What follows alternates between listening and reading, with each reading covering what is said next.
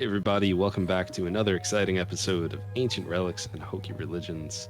Um, I'm Josh, the real Josh T from JnJ Tabletop, and with me, as always, is this fantastic group of wonderful people, and I'm going to let them introduce themselves right now. I would like you to say who you are, your tag on social medias if you have them, and if you want to share them, who you play in the game, and then also what might be your character's go-to dance move? And if you have one in real life, like for yourself, then you could let us know that too if you want to. You don't have to. So last time I picked on Michael. I'm gonna pick on Jake this time. Jake, why don't you go first? Coming. Well, I'm Jake. As you can see on screen, or if you're listening on podcast, JN Jake. That's pretty much where I am everywhere. Sometimes it has an underscore and sometimes not. I'm playing Vale, the elven fighter warlock. And what would Vale's dance move be? Probably because it's the only dance move I can do pretty well. I'm going to say it's the moonwalk. I actually do a decent moonwalk. And there is video evidence of that on Twitter, but you have to really search for it. That's a deep cut. That's a deep cut. Fun fact, if you want an easy way to find that. No. No. I'll just say this. I'll just say you could filter your search results by videos. So that's all I'll say. All right. So I guess we'll just pass the torch to Evan. Just go from there. All right. Well, I am Evan, a.k.a. It's Evbo or Evbo or Derek, if you want. You can find me at It's Evbo everywhere. It's right under my face right there. Let's see. Echo's go-to dance move, I guess, would be... I don't know. This was a good question because I wasn't ready for it because Echo does like to dance, and that is the thing that we discussed privately as a thing that he might like to do. I feel like his go-to thing would be like, I don't know, probably just like a jig, like an actual dance. Something very like, halfling on top of the pub table at the Green Dragon Inn, Totally see that.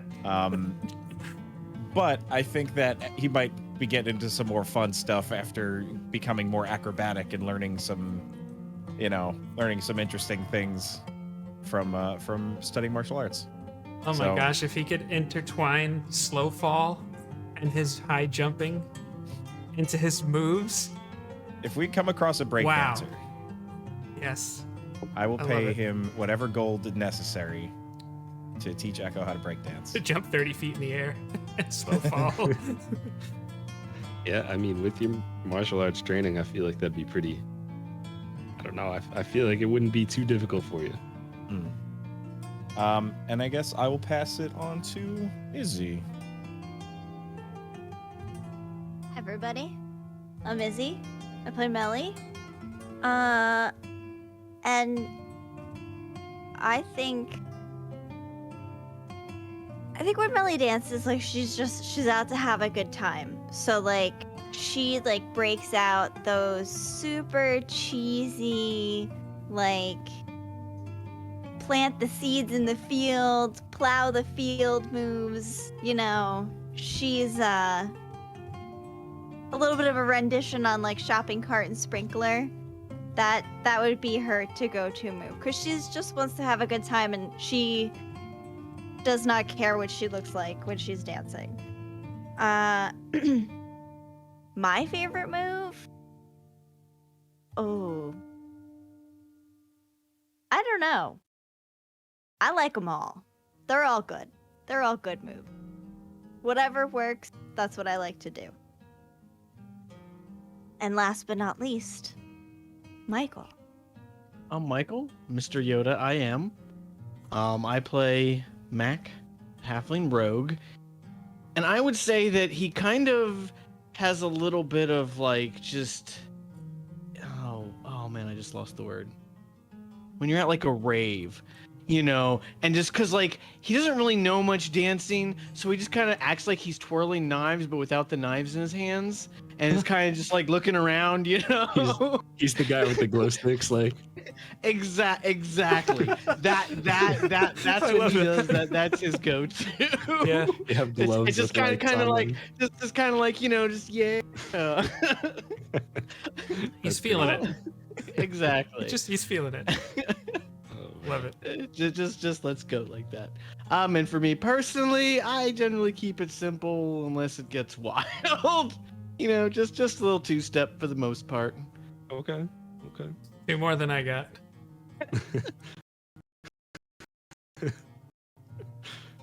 Oh man, my go-to lately, and it depends. I'll say which version. It depends on you know, how much I've had to drink, and you know, I'll mention this because I'm sure Chad is wondering. You know, I kind of bring one back from high school. It's a stanky leg, right? But there's a variation on that. That there's a viral YouTube video of a lady saying that whether it was swine flu itself or the swine flu vaccine or something, basically took away her ability to walk, which ended up being fake, by the way. That's why it's okay to joke about this, or maybe it's not. I don't know, but if you've seen this video, when she walked, it kind of looked like she was doing the stanky leg with both of her legs. So we dubbed it the swine flu stanky. And you know, if I'm real crazy, I might break that one out. If there's video evidence of mine, I demand video evidence of yours. Demand it. I'll you know, I'll see. No promises. I'll see what we can do. See what happens. So let's see if we have any announcements. Check the announcements page. It looks like we have Rare Drop. As always, you are here on twitch.tv/Rare Drop. If you want to know more about Rare Drop and the things that they have going on, just head on over to raredrop.co. Got plenty of other podcasts and fun shows, and especially with all the new Star Wars stuff that's been coming out lately, you should check out Star Wars and Scotch because there's a lot for them to talk about. As far as Rare Drop Roleplay, they have a YouTube channel, so just put in your little YouTube search bar Rare Drop Roleplay, you'll find it there.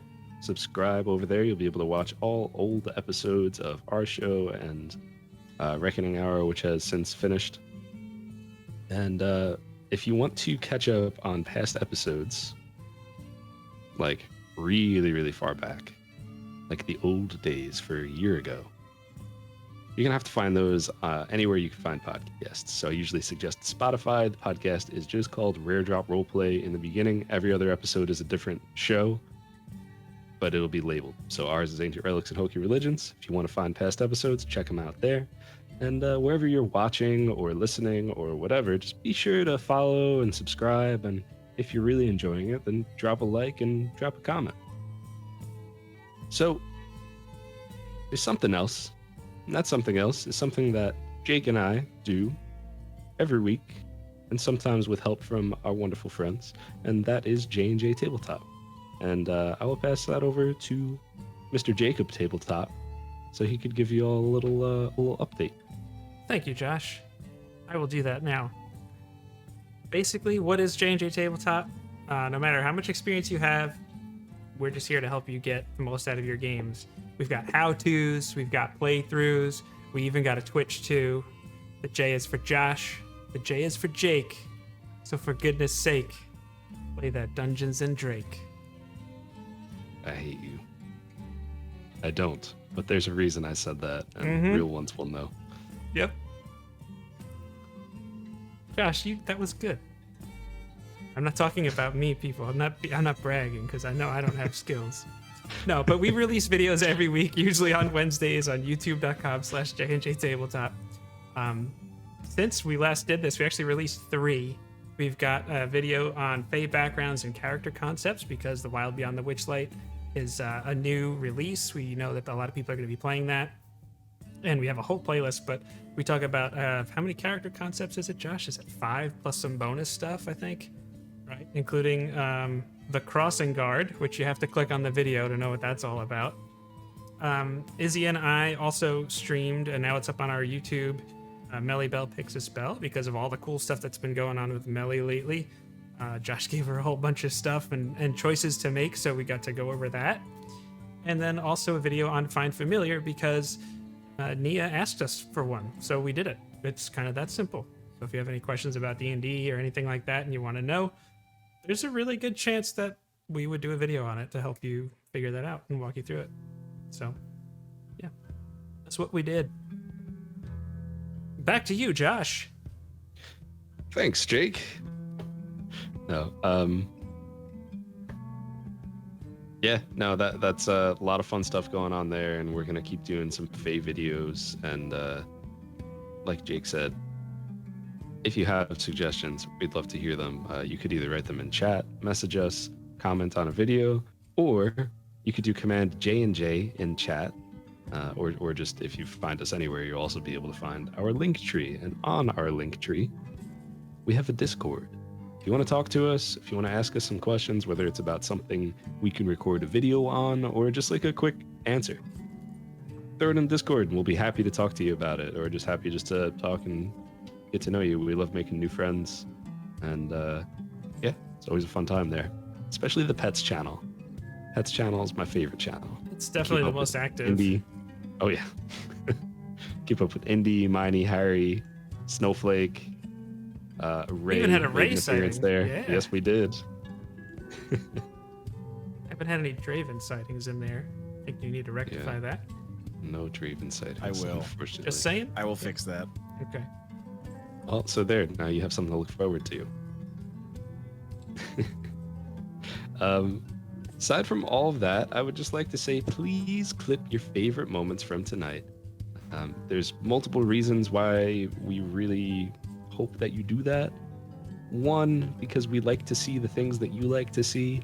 And when we're here just kind of talking, role-playing, combat, like whatever, sometimes we don't notice that things sound as ridiculous as they sound, or maybe that things are as intense as they seem.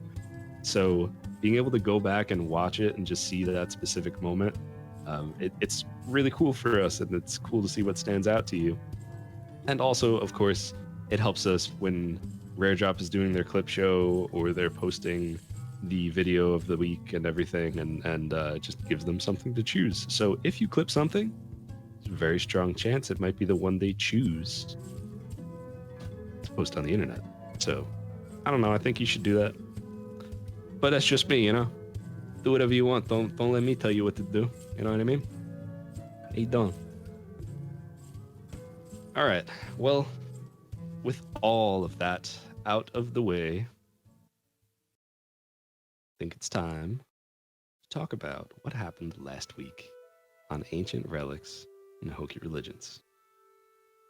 So, our players had killed a dragon, looted the dragon's lair, ripped that dragon apart, and taken every usable thing that they could think of out of it, and that was mostly Melly. And then they went over to back to the Frost Giants, had a little feast with the Frost Giants. There was some tension going on there, a little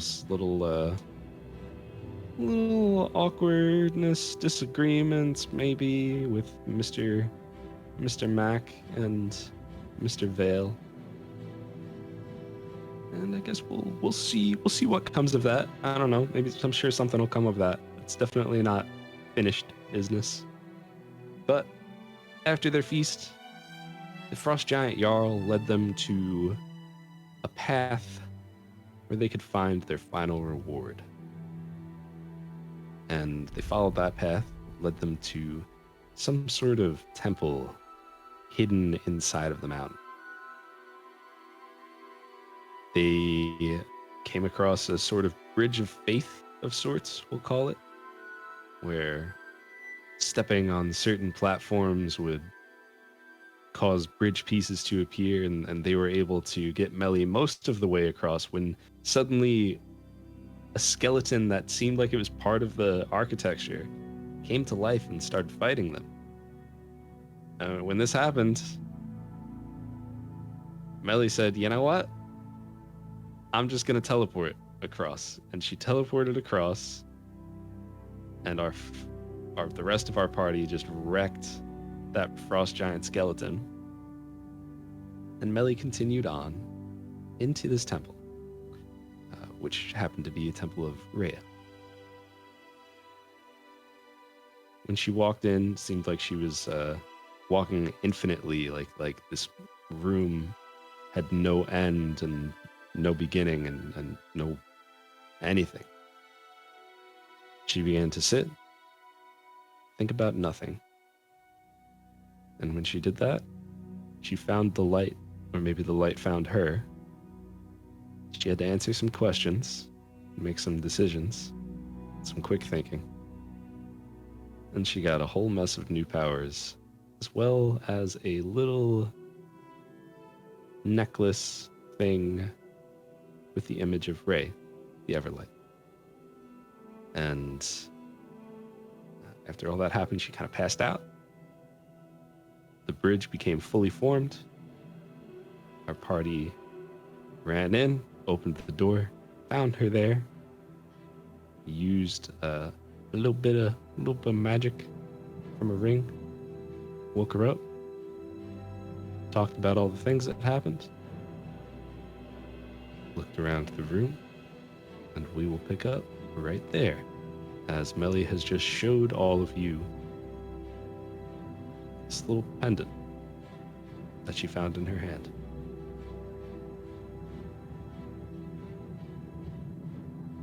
I believe specifically the last thing that was said was Echo was not going to touch the pendant. Vale said he would, and Mac also said he would.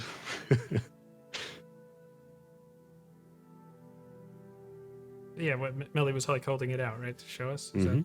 yeah. I don't think it'll hurt you if you want to look at it.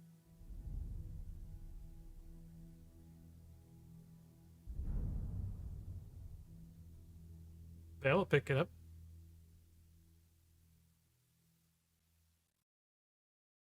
Just looks at it. Does I don't know if we did any checks about this. Did we all know that it's Ray, the Everlight, or does only Melly know? I want to say Melly told you already. Okay. Yes, that's right.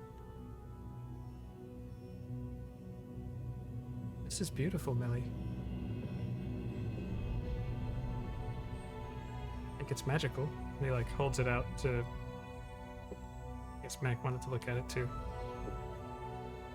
Yeah, Mac looks at it. And is there anything noteworthy on it?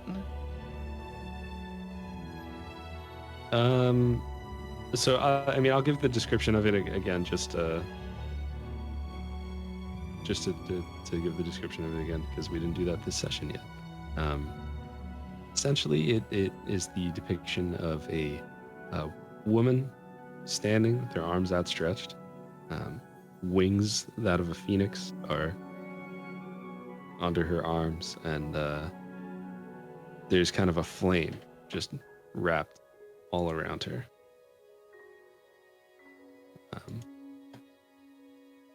Do I looks like it's feel very, anything as my fingers kind of trace the flame around?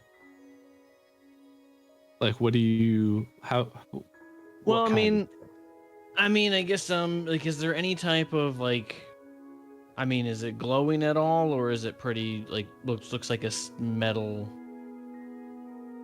It's amulet? not glowing or anything like that. Just appears to be just kind of some sort of metal. No. I would probably just Mm. run my fingers along like the flame, kind of just going up. Mhm. But then I would just Yeah, kind you of like hand it back.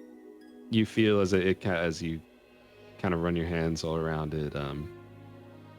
The edges of the flame are sharp, but not sharp enough to really like cut you or anything like that. But they're definitely filed to a point. And in the back of your mind, you think, if I needed to, if this was my only weapon, I think it would work. That is what Mac would be thinking. Well done. Did Echo say out loud he's not touching it, or was that just Evan? No, that was just, I believe that was just Evan. Yeah, that what was I was just Evan. saying is like he said it was beautiful, but was not making any effort to grab it. Not like he was recoiling, but I don't think anybody would have been like Okay. shoving it in his face, like, look. But yeah, he would not have Touch it. approached to hold it. And I'm assuming Carrick came in too. Yeah. Okay.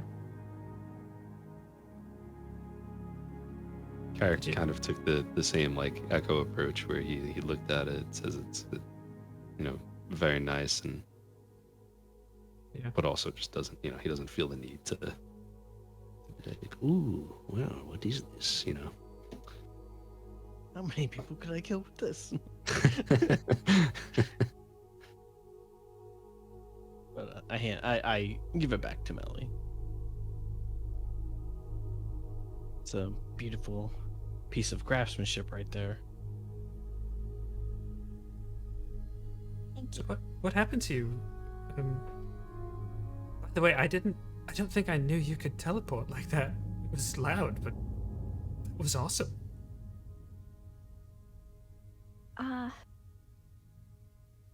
Yes, it's something that I've learned throughout our travels. I haven't needed to use it before, but I figured it was an appropriate time. I didn't want you to have to worry, any of you, about me getting across to the other side.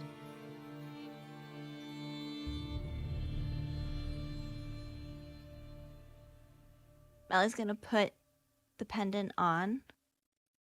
How did you all get over here?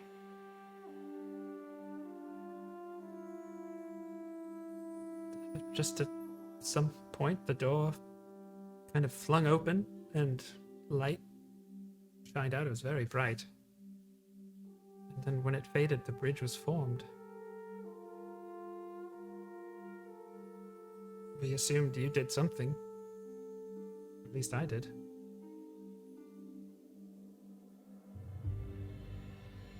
Well, that certainly wasn't my doing, but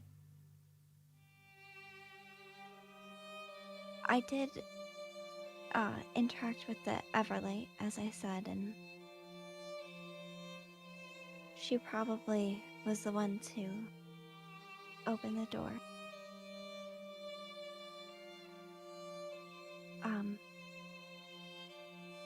I don't think there's anything else here for us.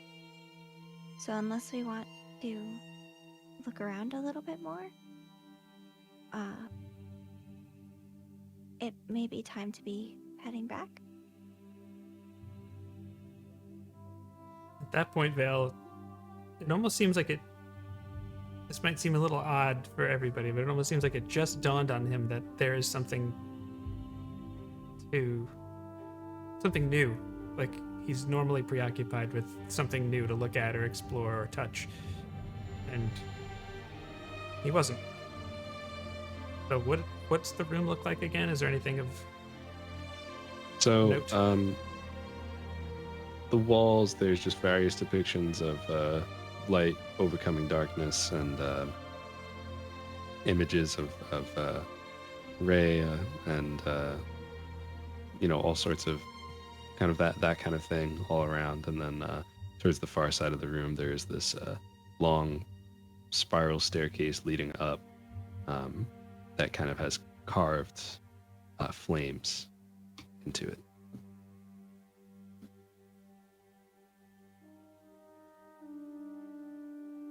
Vale like takes a half a step towards the staircase and then stops. And it just looks back at Melly.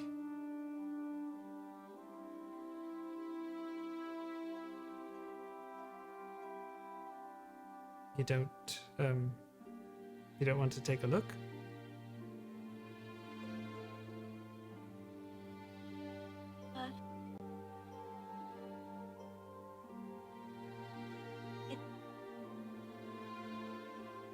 I guess it couldn't hurt.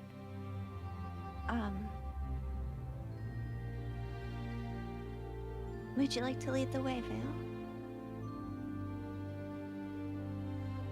I mean, I certainly can. This sort of seems like your territory, but I would be happy to.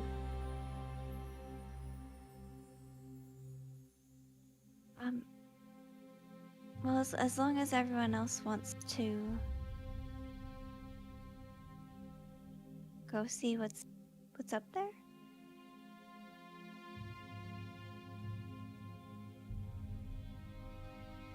Echo kind of shrugs but nods approvingly, kind of like a sure, we're already here.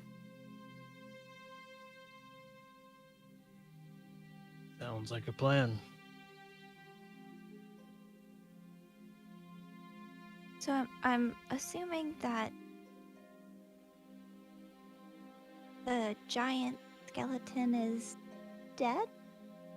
Again? If he's not, he's going to have a hard time getting back up here.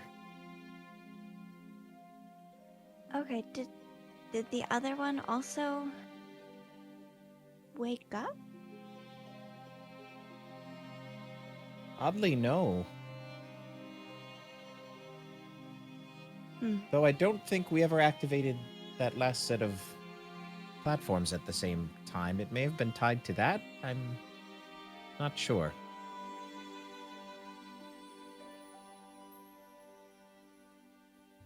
Something to think about on the way out as a parting gift. Well, if we can get the hole behind him, I think we can figure something out. That's usually how it works. Kind of smiles.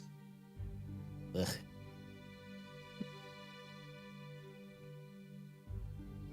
We will be blessed and there will be a different exit for us to take. Maybe that's what these stairs are. So then Val kind of looks at you, Melly, to see if she wants him to go first or if she's looking to lead the way. Yeah, no, she's just gonna admire the stairs, the craftsmanship, and just when Vale looks at her, she'll just nod. Okay. Then Val will head over to the stairs.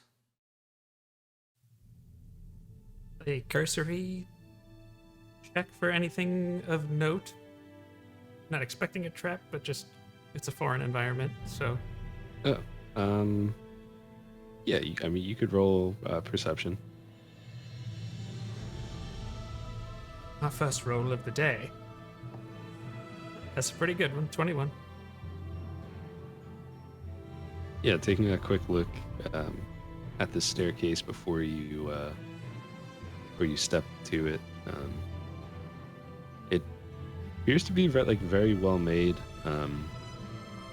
mostly like out of stone, not like any sort of not like a marble or like a granite or anything like that. Like almost like made out of the mountain itself. Like instead of trying to be something like ornate and beautiful, it's more like this is the environment and they just used it to create this. And they did make the the like on the outside of it, at least up until it hits the ceiling, is this like beautiful flame with like a lot of details carved into it. But like the staircase itself, it has like a handrail on the say if you're walking up the left side, your left side has a handrail. But it's mostly functional. Yeah. I think at this point, then Vale would just probably put his hand on the rail before he steps on the, on the first step, but he would just start to go as usual. And that's about it.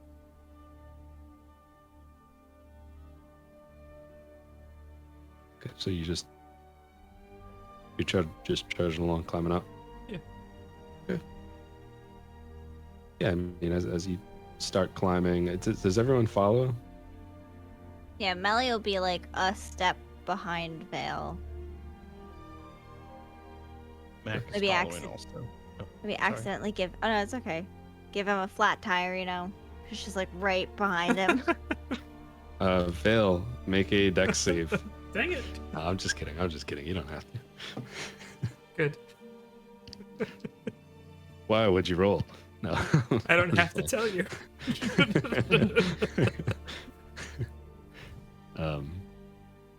But yeah, as you all continue to take these steps on this staircase, they kind of just echo along through, up the stairwell, down against the walls in the room. It's just like with every step, it's just kind of really echoes. And it's a pretty long staircase. Like it goes a ways up. When you do finally make it to the top, you see that it almost like it looks like kind of like a cave, where once you get to the top, the walls are all stone, and the roof is just looks all like rock formations, and there's very faint light coming off the staircase itself, so you're able to see without torches or anything like that, and there's a door, and this door is not really anything fancy. It's just kind of just this wooden gate with a kind of like a 2x4 looking thing sitting on it. It looks like it pushes out, but is currently blocked by a little 2x4.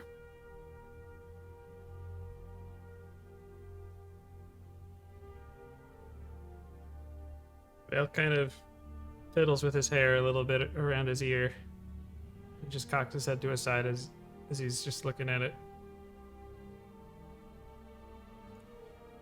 I must just wonder. This seems like a special place. I would want to be able to lock it behind us. Should we try and open it? Yes, right? Yeah, I think we should. Right. He just tries to open or unlock it, unbar it. Yeah, so you unbar it easily. It feels kind of like stuck in place, like it's been there for a long time, but it's not like crazy heavy or anything like that. You still are able to move it with no problem at all. Yeah, he tries to open the door then. Okay. It feels like the door itself feels like very stuck. So if you wanted to like you're just trying to like open the door, it doesn't open. It feels like there might be like something behind it, or on the other side of it. If you wanted to make a strength check or athletics check, you could absolutely do that. I think, yeah, after kind of like gradually increase his attempt a moment, probably obvious to everybody else at this point that something's there. Sure. All right, so roll strength then. Either just straight strength or athletics, The same whichever either one you way. have a better modifier. I would help him as well. Okay. Yeah, so you can roll with advantage. Okay, Or both of you roll. I think you. I mean, I didn't do great on mine, so if you want to try, Michael, 7. that's exactly what I got. So 2 sevens is a 14, right? That's how this works. That works. Because we're multiplying each other's strength. It feels like it budged like a little bit, but not totally. Like you might have to try again. You know, like you feel like you can get it, but you're gonna have to try harder than that. Do you have a crowbar? Actually, I do. I pull out and give him a crowbar. Maybe we can get a little leverage to try and. You said it moves a little bit, so I'm just trying to like jam in there and see if I can. All right, on 3, I'll push you Yeah. lever. Sure. 1, 2, 3. Wait, are we going on 3 or is it 3 and then? So Mac Same. just slammed into the door then. No. And you didn't do anything. Sorry. Oh, but I rolled an 18. You rolled an 18? Yes. Okay. You So- go nowhere. Vale is kind of like How do you want to- oh. he's kind of like saying that he has the crowbar kind of like near there, but he didn't do anything, and you just like kind of body slam the door, and it swings open, and a ton of snow you see just falls out behind it.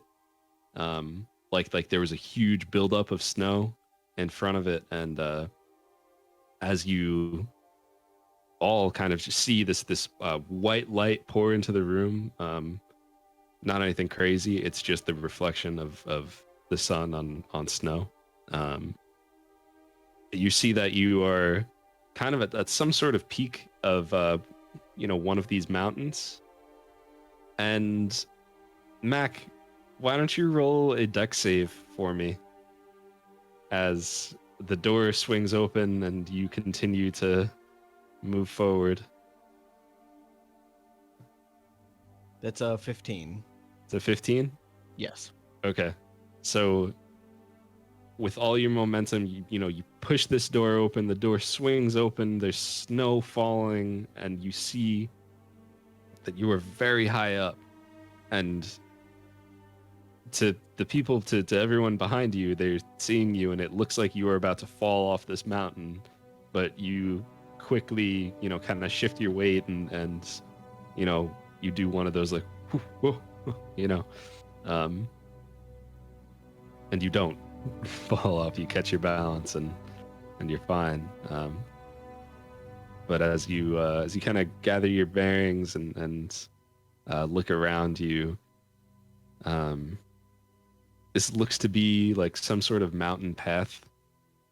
Hasn't been used in a long time, but there still appears to be some sort of path down this mountainside. And yeah.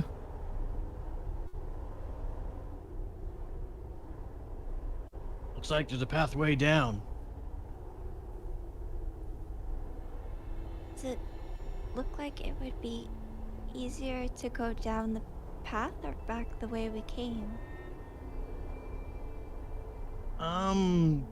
Does the path look treacherous to me, or does it look pretty decently? Doesn't look safe? treacherous. It looks like it might be spooky for those who have a problem with heights. But you could. It doesn't look particularly like dangerous. There's no. It doesn't look treacherous.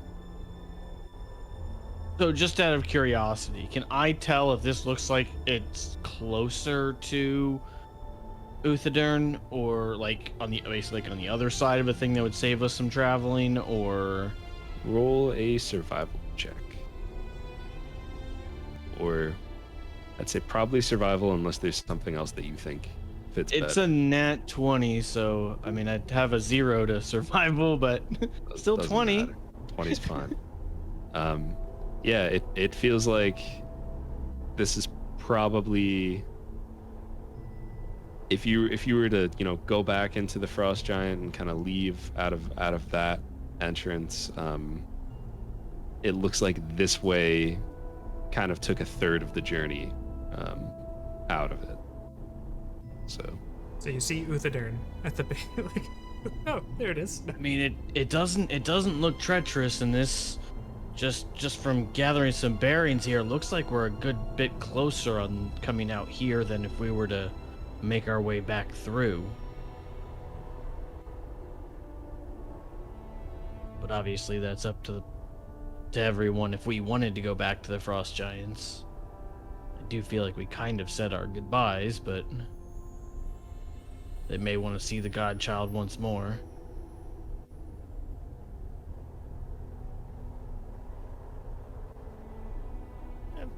They can wait for it. Always leave them wanting more. I think that's why Exactly. Slip away into legend. Make them even question if you were real. I suspect the Jarl knew about this exit. He mentioned something about if I see you again. Either that or he thought we weren't going to make it. Yeah, that's a possibility. But I agree. We did sort of say our goodbyes already, and I feel like so much has happened. I've kind of forgotten that we have other goals in mind. Do we have all of our supplies to go through the snow, our snowshoes and everything? yeah, I mean everyone has their own like kind of backpack, explorer's pack kind of thing, and I would say that you all probably packed away your snowshoes in there, unless you put all of them in the bag. Either way, you have them. They didn't get destroyed or anything like that. So Makes sense. Yeah, Vale just starts putting the snowshoes on. And then he's like looking at the door and the two by the barring thing, the wooden bar, and he's just trying to think if he could he tests with the mage hand if he could pick it up with the mage hand. how much weight can you hold with mage hand? 10 pounds. 10 pounds. That could go either way. You try to pick it up with your mage hand, and it feels like it should be too heavy to do with mage hand, but it almost feels like you have I don't know, your mage hand feels empowered and you're able to pick it up.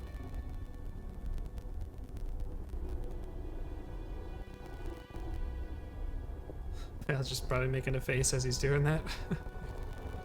I think we might be able to lock this on this side.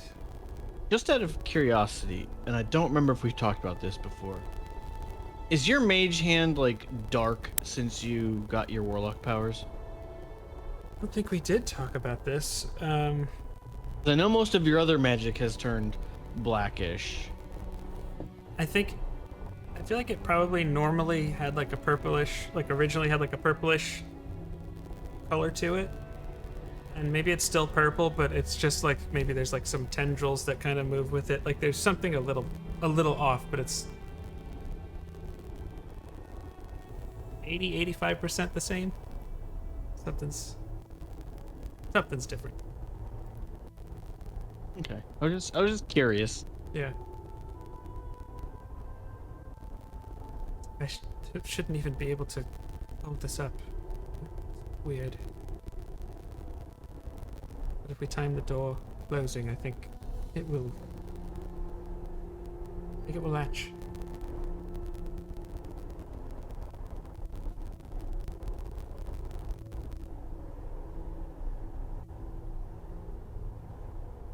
So I guess as soon as we're ready, that's what he's gonna try and do.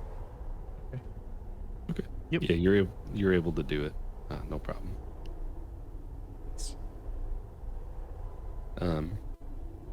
Carrick will just kind of take a look out from where you're standing, and just kind of, it looks like he's looking at the sky, looking at where the sun's at, and kind of gauging everything. And he'll just say, if we travel quickly, we should be able to get to Uthodurn. It will be night when we get there, but I think we could do it in the rest of the day.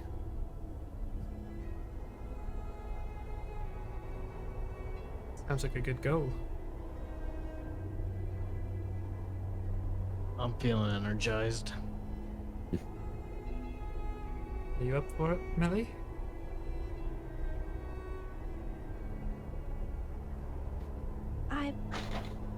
I believe so.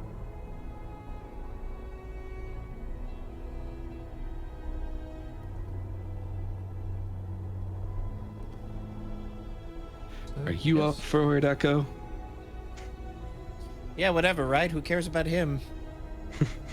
He was just passed out on the ground. No, Echo just, goes along with it. He's feeling fine. No need to speak up.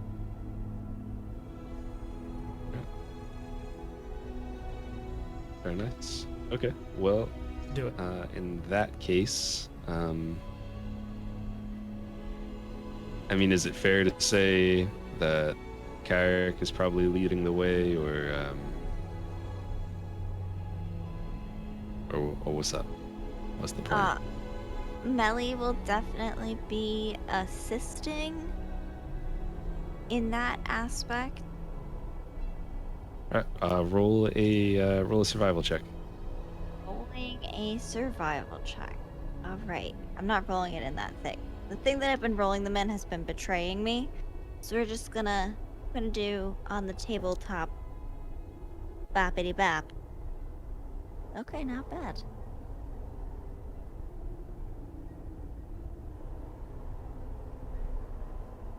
$19. Okay. Yeah, very good. Yeah, so you're able to, continue down this path, and there are some parts where it gets like kind of tight and like a little steep. Nothing too crazy. You make it down off this slope and continue working your way back to Uthodurn. Eventually, you find yourselves at or at least what looks like the cave that you rested at just a couple days ago, when you looked out and saw the Aurora Borealis. Well, you know the thing, and able to kind of just continue making your way back. And while that's happening, let's just take a quick break. We'll be right back. Chat. If you have any questions about anything at all, just drop them in chat, and we'll get back to them. We'll answer those questions as soon as we get back. And yeah, we'll see y'all in a little bit. But anyway, without further ado, like a little friend. Tasty. We'll take a little French dip back into the game. Anybody? No? Yeah, nice Not au just jus. me. Not just me. The face palm again. It wasn't me. It's spreading. That's even worse. That's even worse. Jake, you're such a disease. Oh man. Okay. All right. Well, let's get back into things.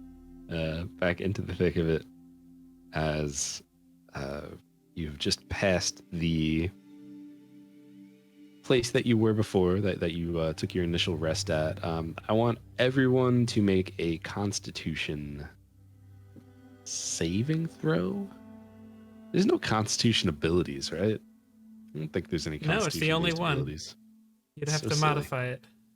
So silly. Other editions did have endurance, but I got a 7. So did Vale. Once again, I'm gonna get cold. I got the Lucky worst 7. number I could roll as a halfling. Not a 2. Yeah, so it's a 3 total. Oh boy. Melly got a 20, but she Yeah, I was didn't gonna roll say it. She gonna be fine. She didn't roll it. Dirty. Unnatural. Oh, all right. I understand. I was like, how do you know what you got if you didn't roll it? Then roll. It just I felt just- like this one was a 20. So. Yeah, I wanted her to felt have right. a 20. It just felt right. So as you're continuing down, Echo and Mac and Vale are starting to get very winded by this journey. And Melly, you notice before Carrick does, like you and Carrick are both fine. Like you could do this all day. You could do this all week if you had to. But you start to notice that your 3 friends are trailing behind a bit, struggling to keep up this pace.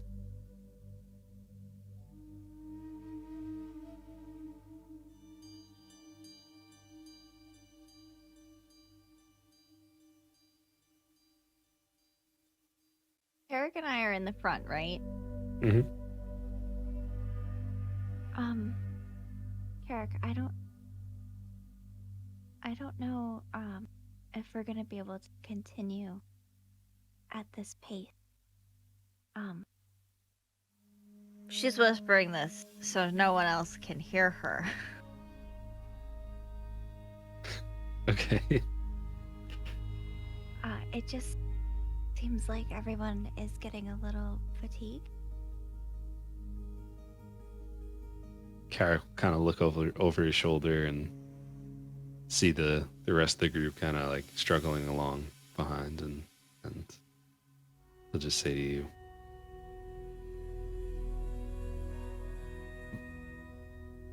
"Do you think we should take a rest, or what would you have us do?"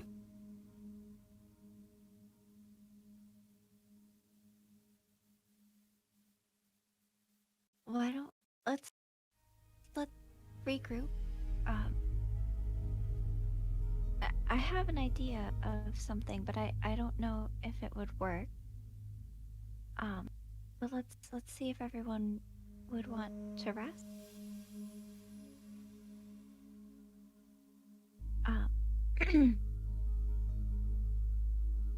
Hey.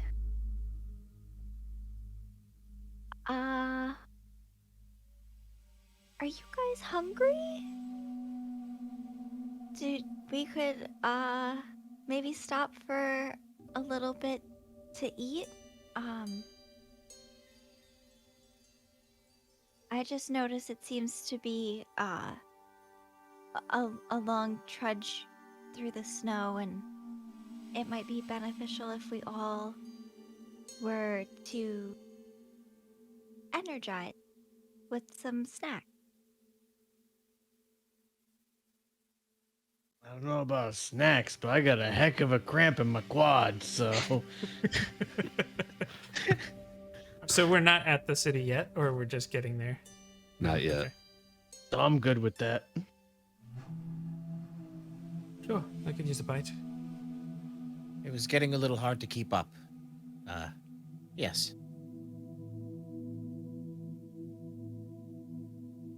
Okay. Melly's gonna start, she's gonna, make, little snow chairs, little stools for people to sit on. And just start, taking out, rations, dried meats, stuff that, we can consume. Maybe she stole a couple of apples and nuts from the table with the frost giants.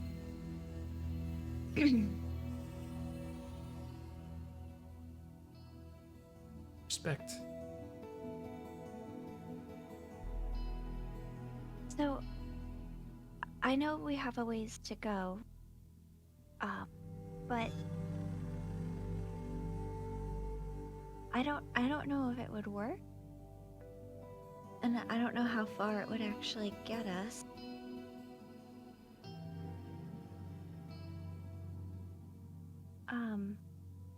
But if there's enough of a slope, the staff that I got allows me to do panels of ice, and we could maybe slide, obviously not very far, but it would take some of the effort out of walking. If we wanted to try. I'm just. Are you saying like this? Like we could like ride one down like a like a makeshift sled? Yeah, or like do like a slide, like kind of. Like a. I don't know. Woo! Just like ah! Yep, just like launch through. shoot us off into the air. No, I'm trying to think of ways that we might be able to get down a little faster. I just don't know. Because if it's 10-foot squares panels, and they have to be continuous, and they have to be on solid ground. So I don't think that they can move, but I think if I was to do 10 in a row, we could potentially slide down it. And I could do that. How many times could I do? Hold on, let me look. I think that's Either the big one. one. I think twice, but there's a risk to using all of the charges. for your Definitely staff. good to leave at least one there if you can. Yeah. But Melly's just brainstorming. Like, she's not saying we have to do that. She's just, thinking a thing.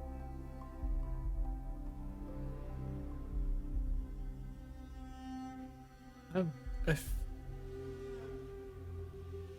whatever you think is good, I think is fine, but sounds a little dangerous, but it also might be kind of fun. No, I'm not gonna lie, I'd prefer my feet. I feel like I'd rather walk. Because what happens at the bottom?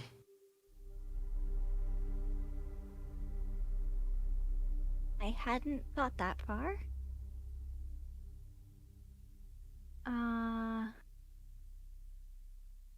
You stop very suddenly, I would suppose.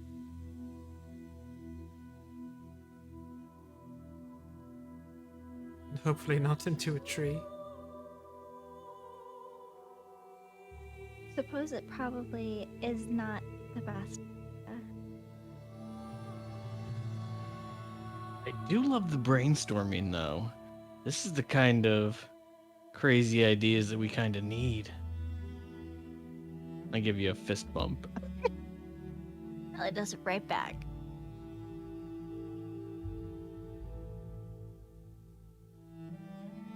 I feel like sometimes, even if we're not going to use the ideas, it's fun just to talk about them.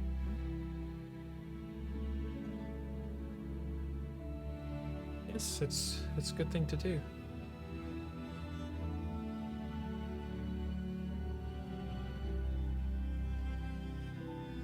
Val's just munching on some jerky or whatever the rations are. You said you had apples and cheese, was that right? Apples and like nuts, And like nuts, whatever. yeah. Whatever little things were on the table that Melly could have like walked around and been like, oh, this apple looks really good. Gonna put that in the bag of holding inconspicuously. No, he's just taking stuff from the Frost Giants.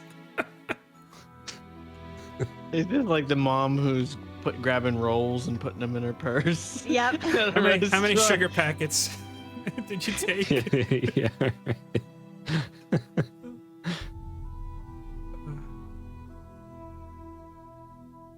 Oh man. Bag of holding is like plastic lined on the inside. checks out.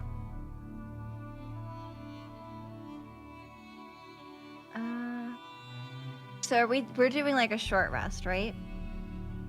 Yeah. Sounds like it.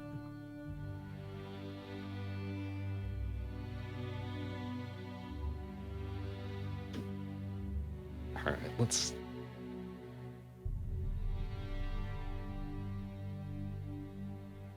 I don't know, you seemed excited there, Josh. Okay, never mind. I was really into that sledding idea. I was gonna see if Carrick had time to make something work, but we did not roll well enough. Actually, wait a second. Short rest doesn't get rid of exhaustion, I don't think. Who said anything about exhaustion? You guys are just cold. I just said Fair enough. you were struggling to keep up. Okay. This is true. Yeah, no, he still did not have time. Okay. Yeah, so I'll, I'll just say this. When Melly was suggesting, like, using her wall of ice and everything and all of that and trying to figure out a way to just slide down, you saw Carrick's face, like, kind of light up, almost, like, uncharacteristically. And then, as everyone was like, I don't know, that sounds kind of dangerous, he just kind of, like, was like, you know, like he was a little disappointed.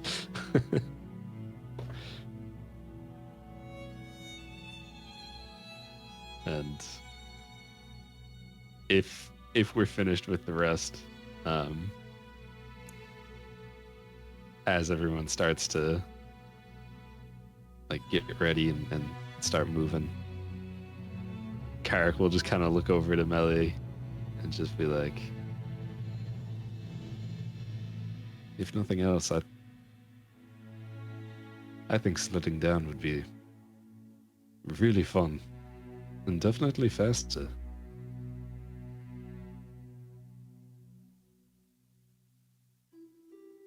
That's true. I do think it would be faster also. But sometimes you can't beat the feeling of solid ground under. Indeed. Perhaps next time. And I'll give you like a wink and continue on.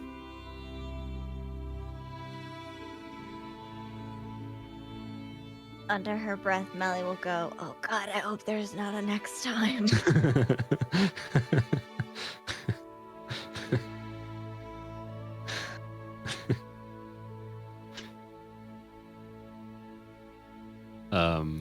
All right.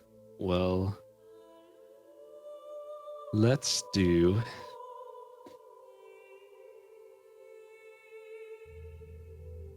Doesn't everyone make Constitution checks, Constitution saves, whichever you have a better modifier with advantage this time?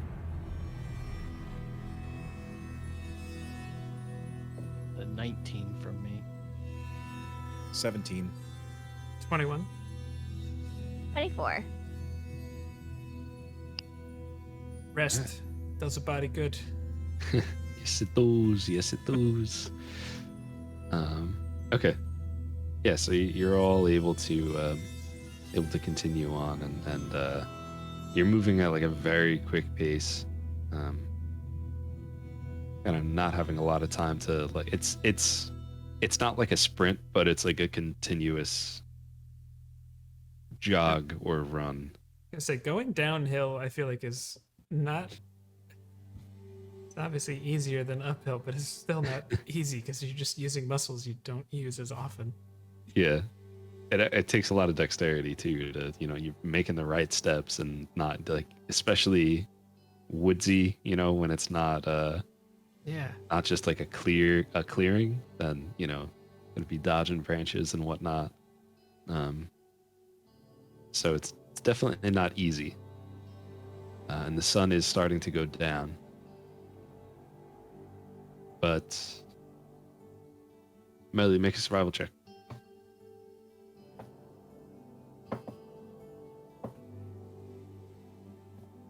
That was terrible. Okay, hold on. Sorry. Survival. 12. 12? 12. That's not terrible. That's only because she's proficient in survival and has a pretty decent modifier. Okay. So as the sun goes down, you kind of are watching the sunset as you're all continuing down this path. And real quick, let's also have I want Evan to roll a d6 and Michael to roll a d6.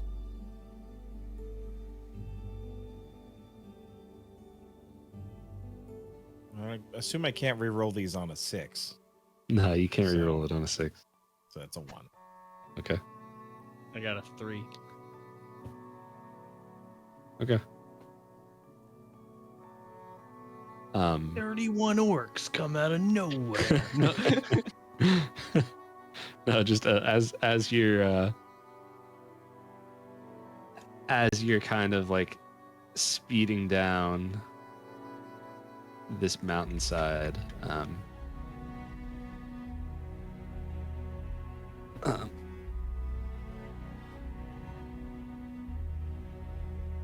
you see this, like, it's not like close to you, you just kind of like see it walking by in the distance, this like large, almost like ape looking thing with white fur, and it's just kind of gives you like a look like that, you know, and you just continue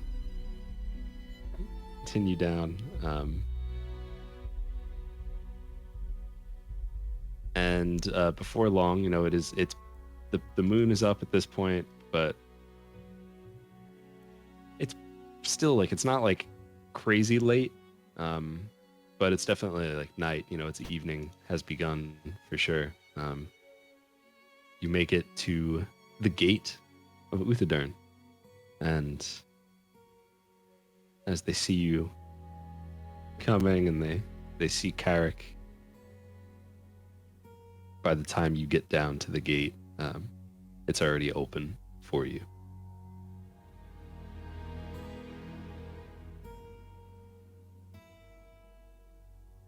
I think we'd just be following Carrick's lead at this point.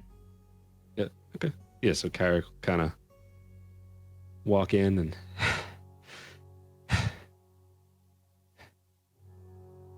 and whoever is standing at the watchtower by the gate will just say, "You back already?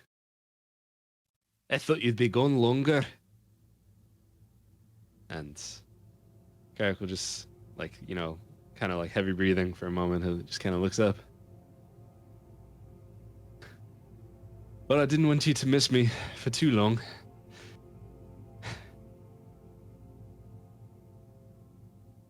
How are things in the city?"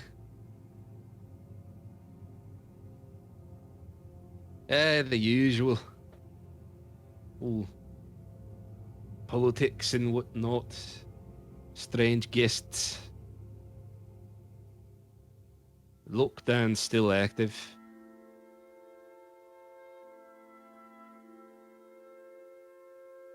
I'm sure the Queen's still up if you're ready to see her. Garrick will just kind of nod his head and look to you guys, and he'll just start walking towards the towards that long staircase down into the mountain itself, which is where Uthodurn resides. That's where the city is. As he begins to walk down the staircase, he kind of looks to the four of you and just says,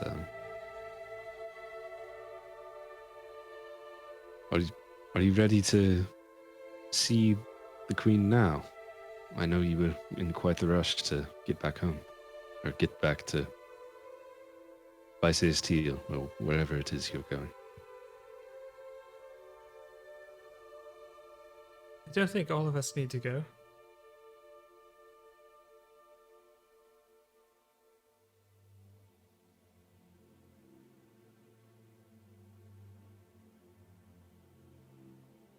I would like to see Her Majesty.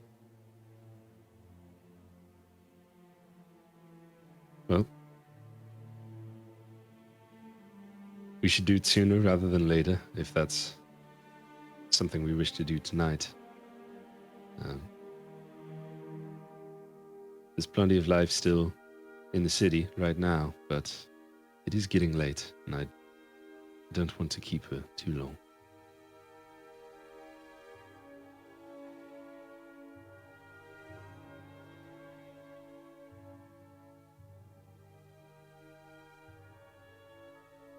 Agreed.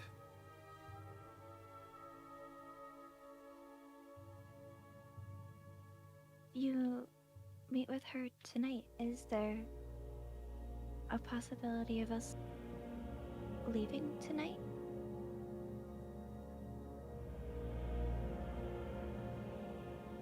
I don't see why not.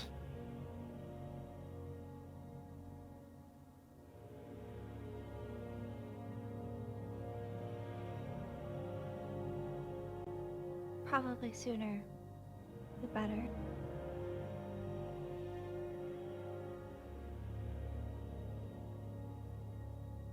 So you wish for us all to wait, and you and Carrick will meet with the Queen? That plan works for me. I'm sure she would like to thank you all in person for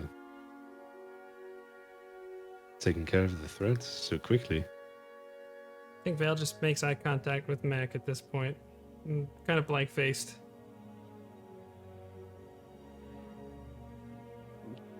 Max specifically hasn't said anything just to let things play out. Like, he's not gonna push going, but he's not gonna not go if everyone is going.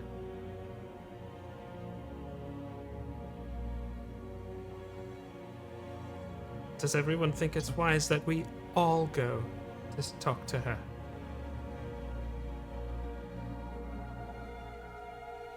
And Melly and Echo and Carrick, like, Belle's looking like clenched jaw.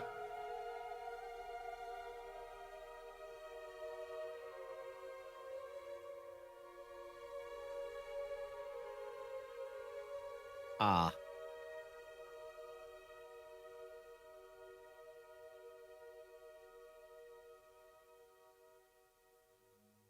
I think with that, Echo just like takes a step back. He doesn't really know what else to do. He looks very uncomfortable.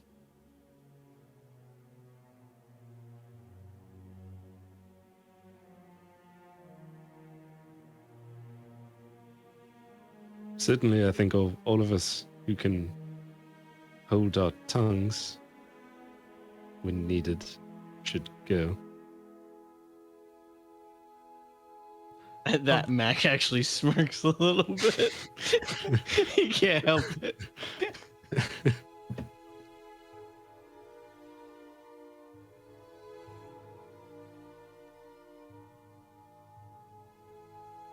Well, I've already explained my side of this to Vale and how this would go.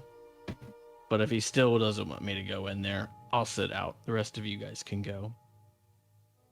Unless you've reconsidered your position, I think that's best. I glare at you. You get it right back. I think maybe it might be best if if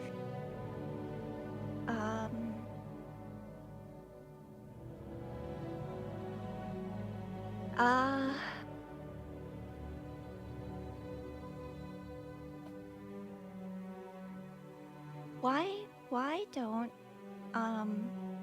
the three of you stay here, and I'll go with Carrick as a representative of the group.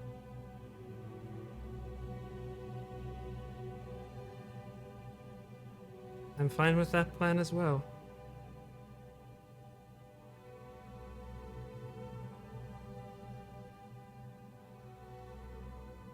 Please give Her Majesty my regards, says to Carrick.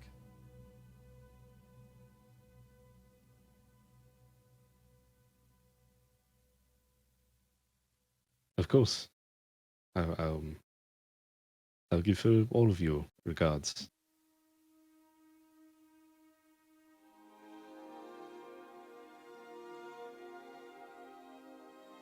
It's probably best if best that Melly joins if she's the keeper of the bag as well. As, there will be a sum of gold for you.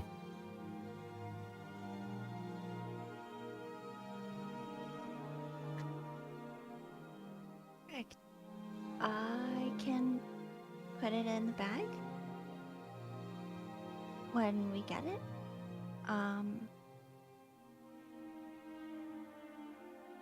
And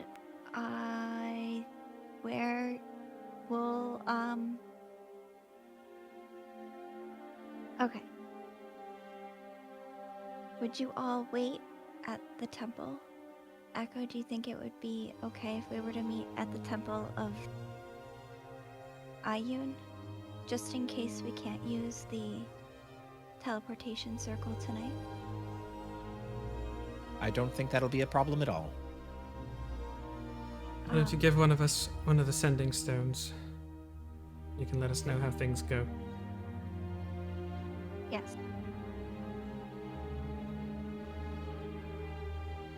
Mac, here's the sending stone.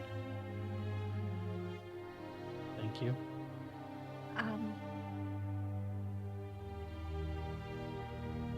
If if we're going to, I'll let you guys know either way, whether I'll be meeting you at the Temple of Iyun or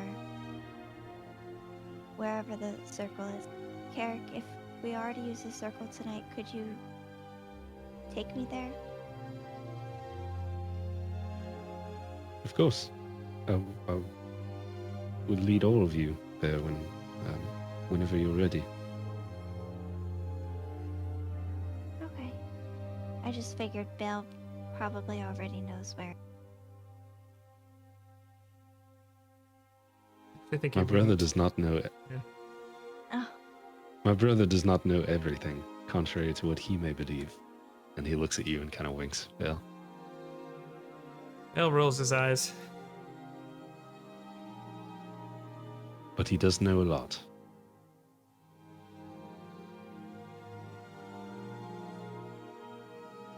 And Carrick, keep her safe.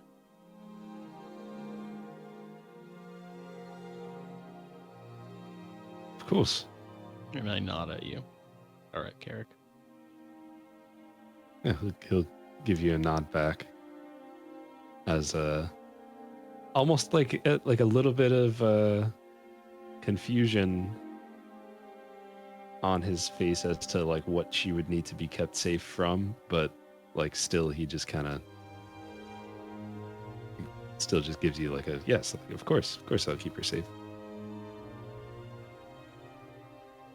And then he'll also add, not that I think she can't handle herself just fine.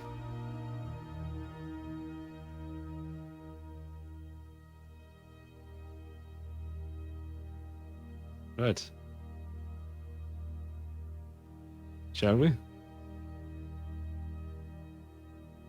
yep. So we'll say this whole time you guys have been walking. You walked down the staircase and kind of had to travel in the similar direction at first, leading you to the kind of like market area, which had a lot of the taverns and a lot of like stores and that kind of thing. And then you see that there's kind of like a bustling nightlife right now. Plenty of lanterns about, providing light around the area, and people going about their days, and whether they're sitting outdoors eating or drinking together. You know, lots of stuff going on there. And then, you know, as you get to this market area, the three of you kind of have to move your way right to get to the temple, and Melly and Carrick will go their separate way left to get to the queen. Mac, why don't you roll a perception check for me? That is a 19. Okay.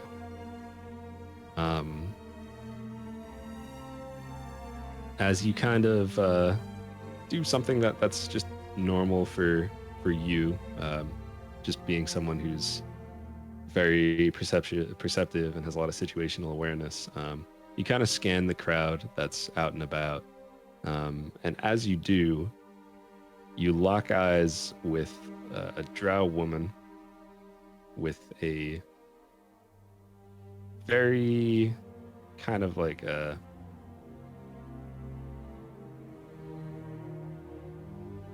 we'll say like, what's the right word?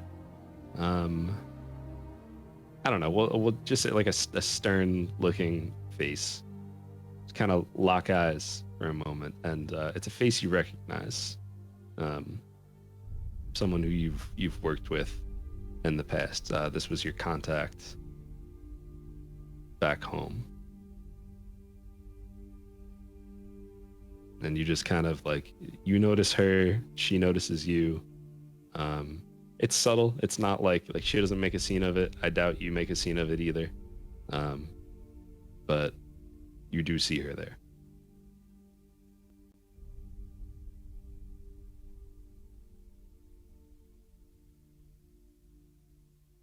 Does it look like she is trying to make any effort to make her way, like once like we, you know, the eyes locked for a second, does it look like she starts to adjust where she's going to either be on a path to intercept or to come towards me? She kind of after like meeting eyes with you, she kind of looks and sees that you're with a group of people, and she doesn't move towards you, but she does go down and kind of sit by a bench on the street by herself.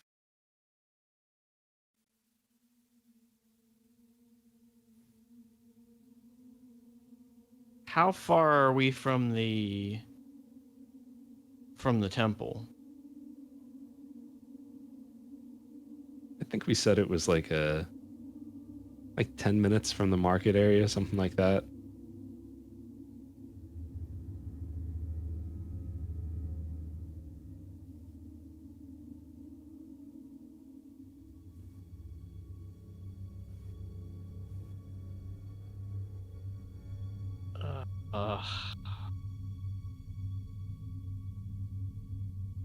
So obviously I recognize this person. What kind of terms?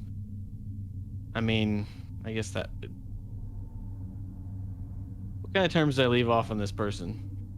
You left off on good terms. Okay. You didn't really burn, you know, to some people's surprise. You didn't really burn too many bridges when you when you went on your way.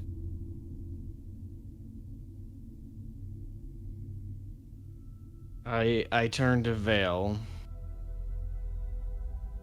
Remember how I said that we might get seen and I might get recognized? Well, that just happened. I'm gonna go have a conversation with someone. Can you guys just kind of mill about here in the market for just a little bit? You. Yes. Of So course. someone from my past that I have dealt with spotted me, and I think it's probably better if I talk to them as opposed to just acting like I just trying to avoid them or something of that situation. And I do say this loud enough to where Echo, you could hear this as well. But I am kind of mainly talking to Vale just because I have known him for longer, but I'm not like excluding you from it. Mm-hmm. Vale's expression definitely changes. Like he. From just like someone that looks like they're stewing to someone that's like, oh, we're still on. Like I still have to put game face on, kind of a thing. Like he's like, okay, like he's focused. Echo does the same. He goes all business. If there And, is any kind of a place we could like, say, walk behind a building or a sign or a cart, Bale walks in that direction.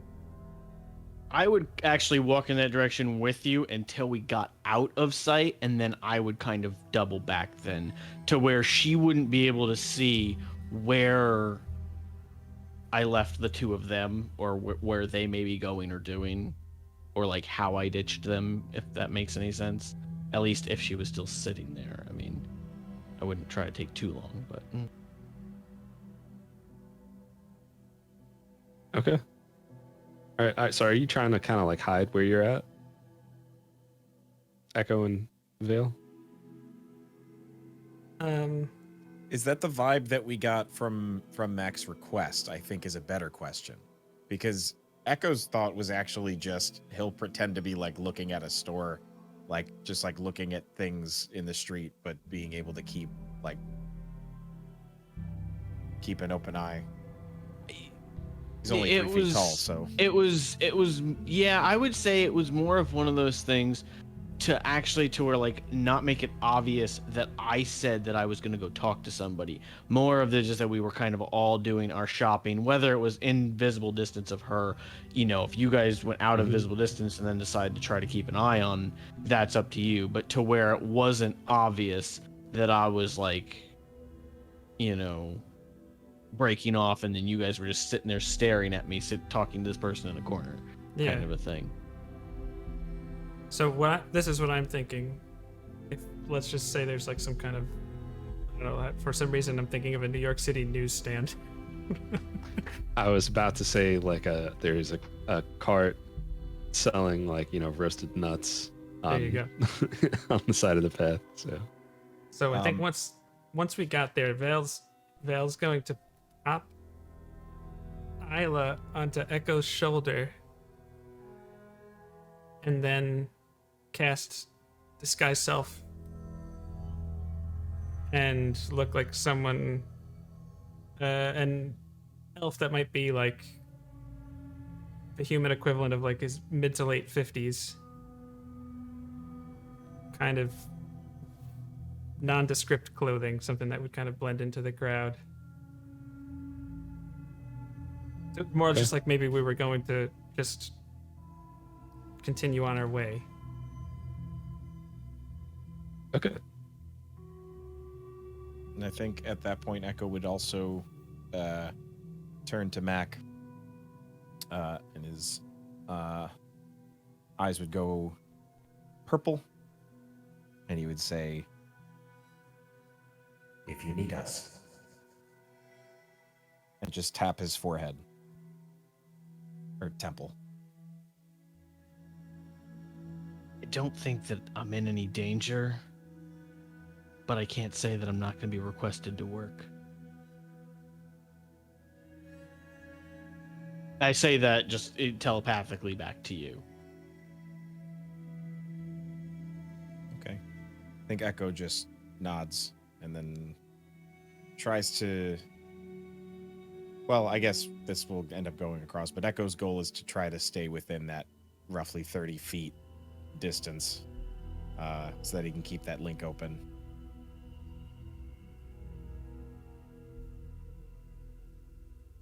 Okay. Very nice. So we'll continue this. Melly and Kaylin and Melly and Carrick are continuing on their way, and Carrick just kind of makes conversation as they're walking by.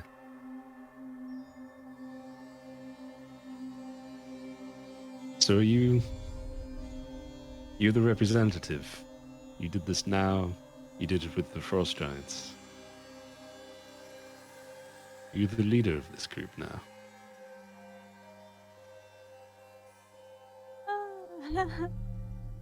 No.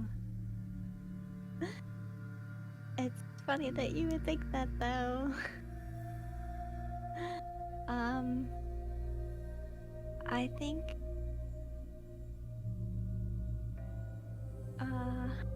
I think I am able to be a very good face for the group, but also,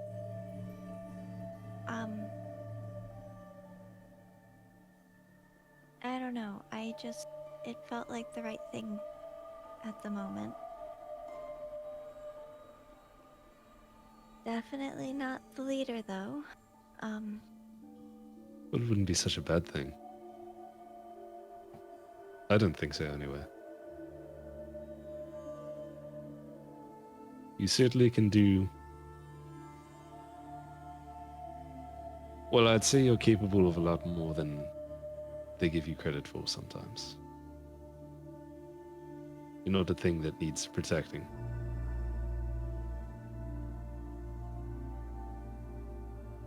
Well,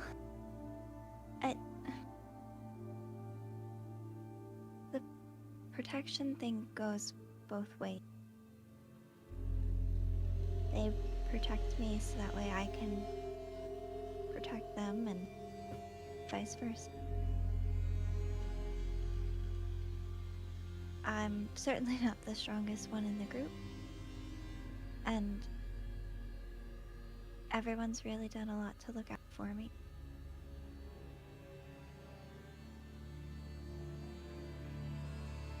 Each of us has a different strength, and I mean, you saw everyone in action, so you know.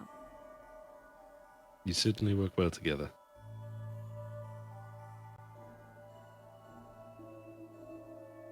Thank you. You're welcome. It's been a pleasure traveling with you and fighting alongside you this last week or so.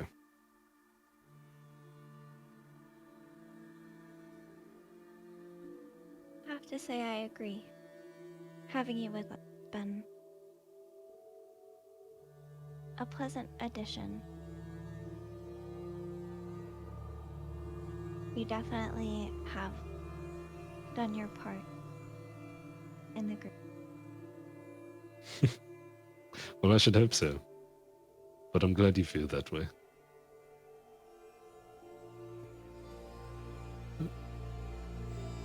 I'm sure I don't have to tell you this. You're actually the person I'm least worried about, but let's remember to be respectful for the Queen.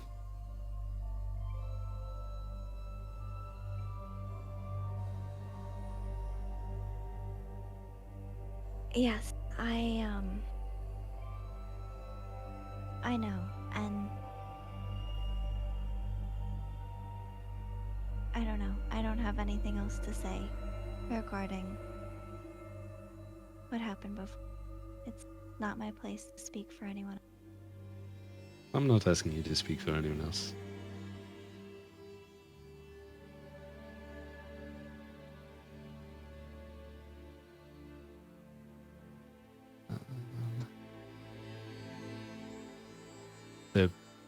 Their mistakes are not yours to make excuses or explanations for.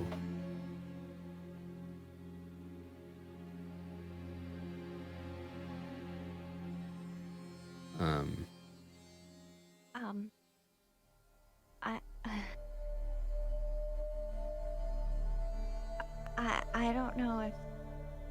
it's necessarily fair to say that one's choices were necessarily a mistake. I can understand why some might view it that way, but I guess it's all in the perspective.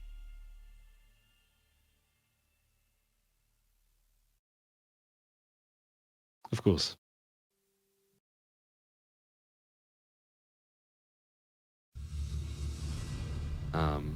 At this point, you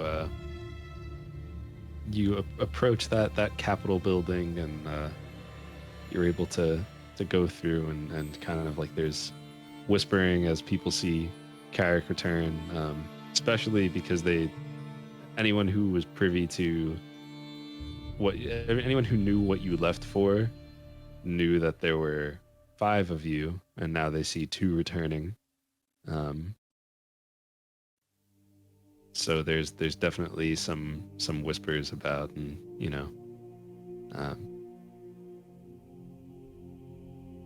and when the time comes, you find the appropriate person. Carrick will just let the whatever aide know. We are here on official business to see Queen Frunast. Just completed a task which she sent us off on. And the person he's speaking to will just say, I'm sure you know she's very busy. And he'll just kind of respond, yes, I'm well aware she's busy. She will want to know that Carrick Singaran has returned and has completed the task she gave us. And he'll just say, fine, we will see what she has to say about this. And yeah, we'll kind of walk down a hallway and go do his thing, and Carrick kind of gives Melly a look like, what was his deal, you know?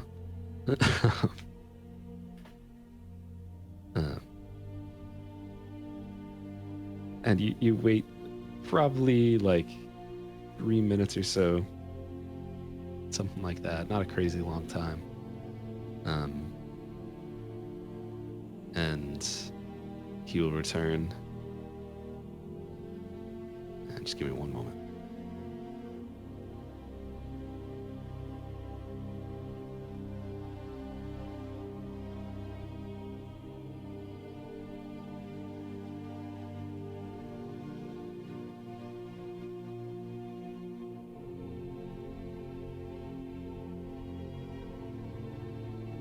He will return and say, well, it must have been something important because she is ready to see you. Follow me this way. And as you walk down this hallway, Melly, make a quick perception check.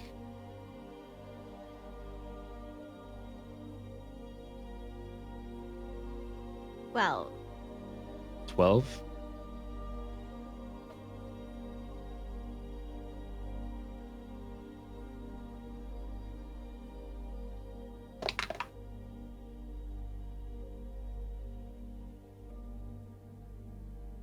As you walk down this hallway, you see there's a door to the left that's just open just a little bit. And in there, you see a shield kind of leaning up against the wall. And on this shield, you see it's like an owl with outstretched wings, and 2 kind of little like thistles and a crown on it. That looks like the picture I just sent you.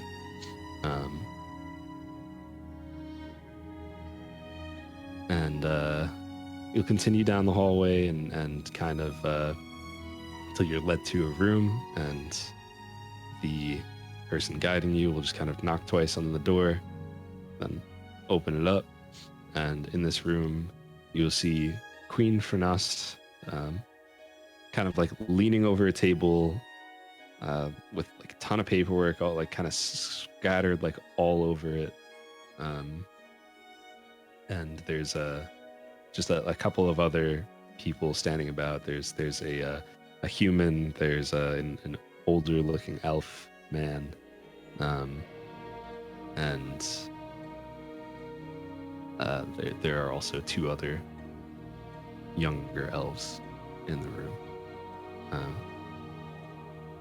And the queen will kind of look up from what she's doing, just say, "Oh, gods. You left with 5 of you and came back with 2.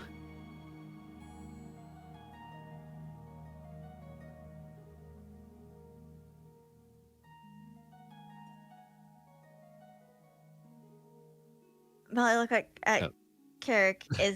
Does he look like he's about to say something? Or is he looking at Melly? He let's let fate decide. He looks like he's about to say something. He will just say, the others were waiting outside, my lord, your grace.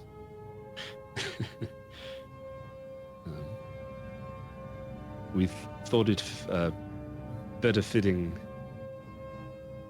to just come with myself and the leader of their party to save you some of the rabble. And he kind of like just kind of looks over at you, Melly. Melly's gonna give him try and give him just like the tiniest little bit of a dirty look, just like a tiny bit, not obvious, very subtle, like a micro expression. Okay.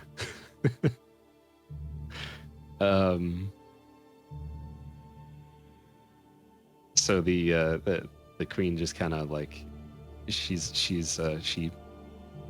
steps down from, like over where she is at the table, and just kind of walks over towards you. She says, "Well, that was awfully fast then. Were you able to do it? You killed the dragon already?"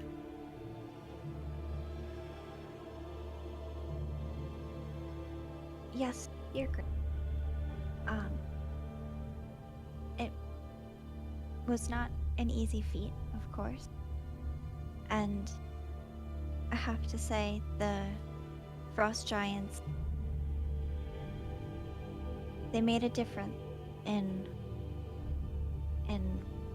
the battle.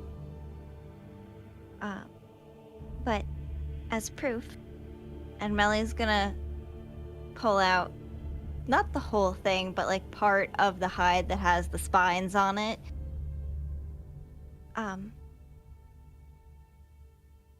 We brought back some of the pieces of the beast, just as proof.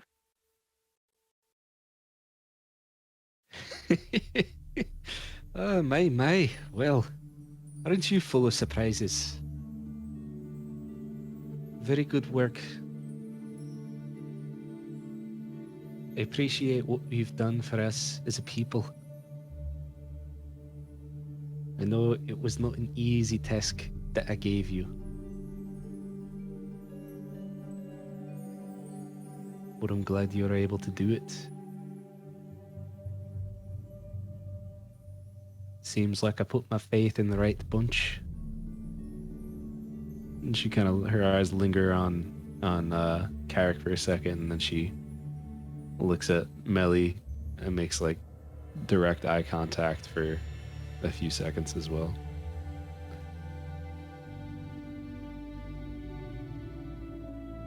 Your Grace.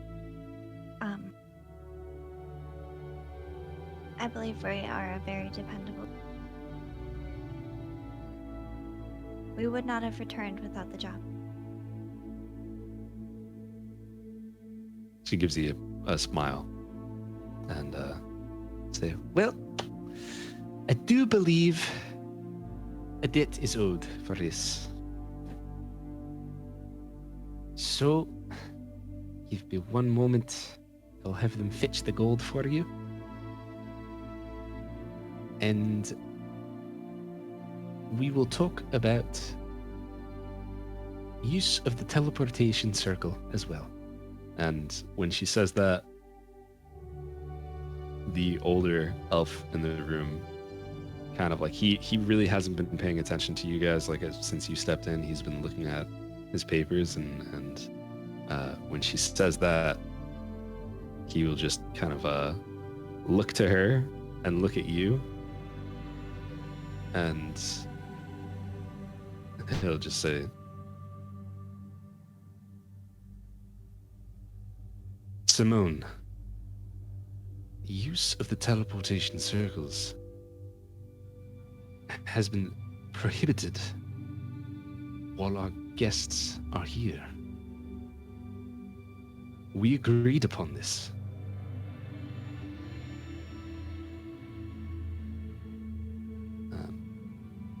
And as he kind of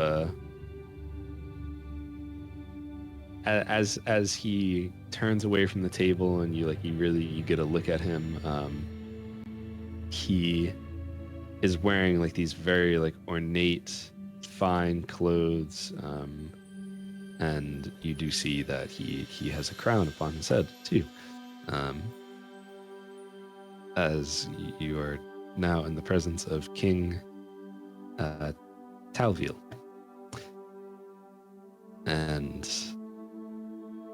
the queen kind of looks at him and says, well, we would be in a lot worse of a situation if the dragon was still here, wouldn't we? So I made a deal, which I am able to do, mind you.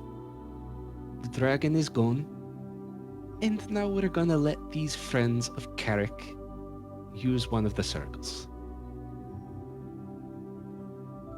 And the king kind of just puts a hand on his head, and he has these it's kind of like not long hair, but like this just curled, kind of that in between state where it's not long, not short, but like it's enough where it's still, there's enough for you to like kind of fiddle with. And you see like he kind of just starts fiddling with one of his curls, and he just says to her,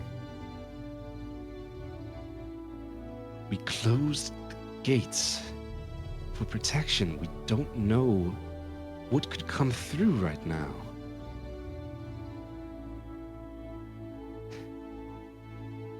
With these, there could be an army just waiting to come through. This is why we had to cut them off. We can't just open them anytime someone needs it. And we won't. But we will open it this one time.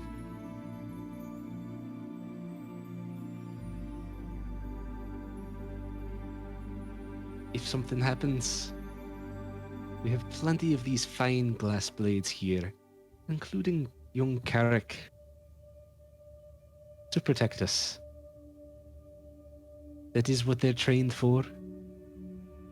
And now they don't have to be worried about a dragon up in the north coming down to take our livestock or kill any stragglers or destroy our crops.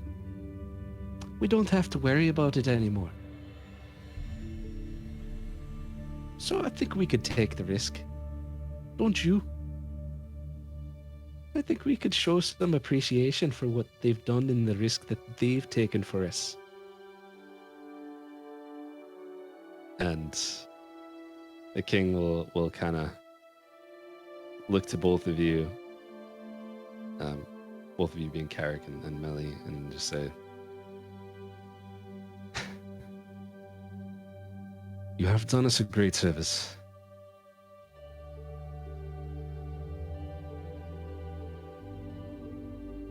I do not think it wise to open the gates, but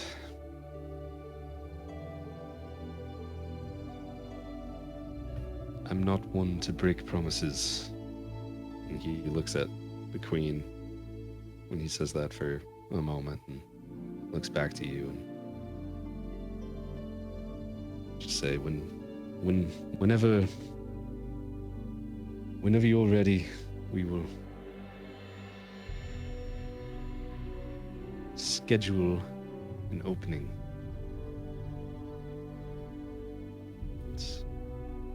You will be able to make use of one of our teleportation circles.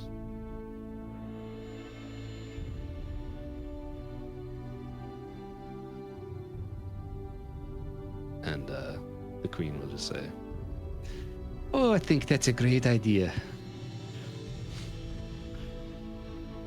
Don't you? And she looks at Melly. Yes. I agree. About scheduling, what's the soonest appointment available? Could be tonight if you're ready. I think that would work for us. Oh, what's the matter? You don't like our city? It's actually full of very wonderful things. And if we didn't have other places that we needed to be, I definitely think all of us would like to spend more time here. Culture in the city is one of a kind. Well, you're welcome here anytime. Thank you. As I told you before, a friend of Carrick's is a friend of ours.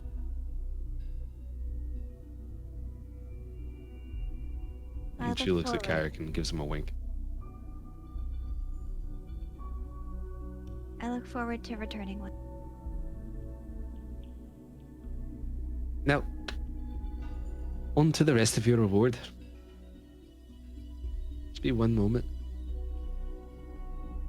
And, after a few minutes or so, this kind of worker returns with 4 small chests and kind of just puts them down in front of you, and she'll say, like I said, 200 gold. 200 gold to each of you.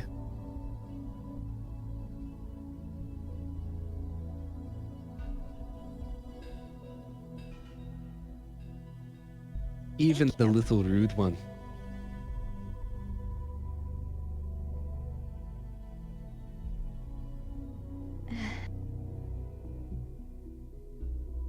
They are okay, I hope.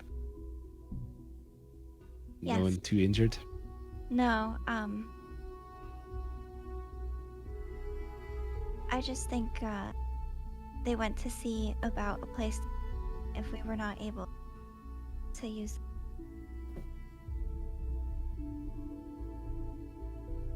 Thank you for your generosity. Thank you for your service to Uthodurn. Now, I don't mean to kick you out, but we do have very important work to do. So Carrick, we will notify the leaders in Glass Blades. Whenever you're ready, take them to the headquarters, and they'll see to it.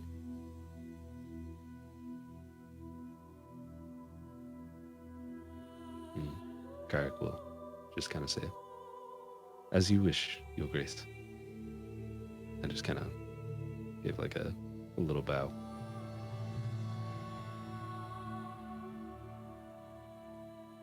Melly is gonna curtsy. Probably a little deeper than she needs to. And then, not as Melly. So they brought the chest to where we are in the room. They did. So is there just like a couple of minutes where we're just silently scooping gold into the bag of gold? You could put the entire chest in the bag of holding. Oh, if you it'll wanted. fit. They're Okay. like little guys, you know. Okay, then that's what we'll do.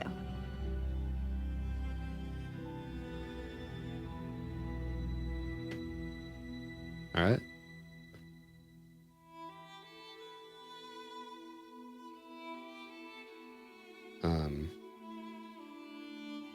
So you kind of you walk back out into that hallway,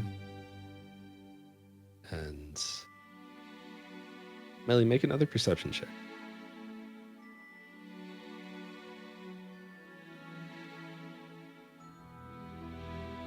9. 9? Okay.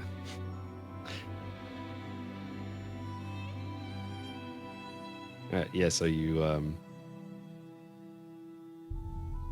make your way down the hallway, and you pretty much all finished up, and with that, we are going to, unless there's something specific you want to say to Carrick quickly, not necessarily quickly, but anything you wanted to say to Carrick.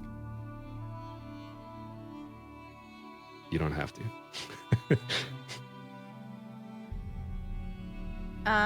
No, I don't think she's got anything to say, but she'll, cause like I'm assuming one of the chests was for him, right?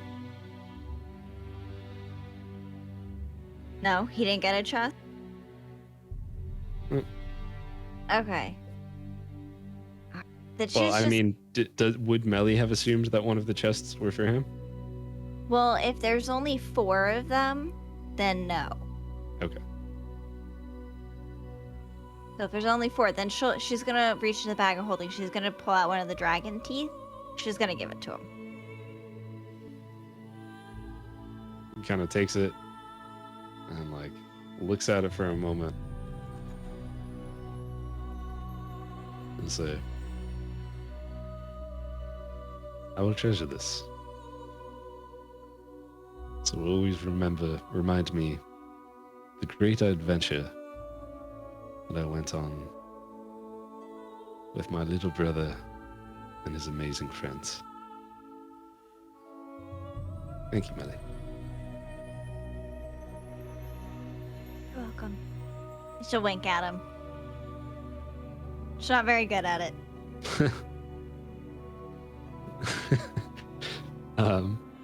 Okay, awesome. So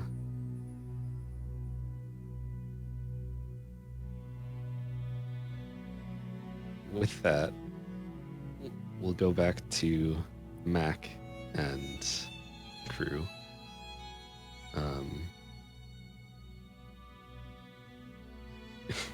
You guys all right? Okay.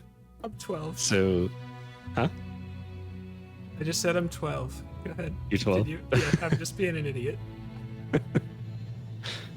okay.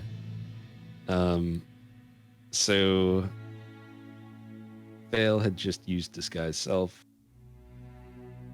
Aula sitting on Echo's shoulder.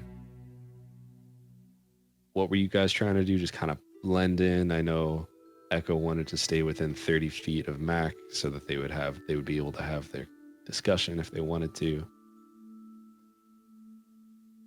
Yeah, I would say mostly Echo's just trying to. He knows that he's small, and he's pretty good at keeping himself hidden. And I think has probably picked up some things from Mac about learning how to blend in a crowd. So I think he's mostly trying to do that, like looking at stalls but keeping an eye, standing near people that are having conversations, that kind of thing. Okay. Perfect. And What is Vale trying to do? And is he trying to stay that close, like that 30 feet? Or no, Vale is going to look like he's just someone else continuing to walk away. And then his goal is to just kind of be just like on the other side of the bench or wherever Mac is going to be going. So like, kind of just imagine it like, here's the bench, this is the cart, and where Echo is, Vale is going to try and like just continue to walk past so that he kind of just have it surrounded a little bit. I don't know exactly what the place looks like, but okay. just imagine like the FBI agent that has like he's in disguise and is just trying to be in a different spot. Sure. Let's Kind of get a stealth checks from both of you. I don't think Vale's trying to hide. Like he's just walking past, like he's just walking by, like he's not walking with Megan, just like a guy leaving the newsstand. Maybe I don't understand the scene well enough. I might not understand what you're trying to do. 'Cause you're literally just trying to walk past where the bench. So way I see it, bench was here. You guys were like over here when he made eye contact. You kept walking down this way. Okay, so from that So- point of view, he would just like scoop up and then around, like Okay. just to be on the like just like equidistant from Mac, but just on the other side of Mac instead of where Echo is. Okay. All right. So let's get a stealth check from Echo then as you try to blend in.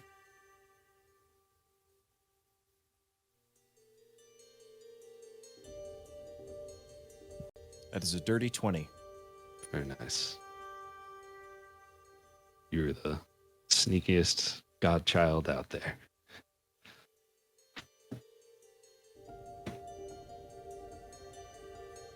Mr. Mac.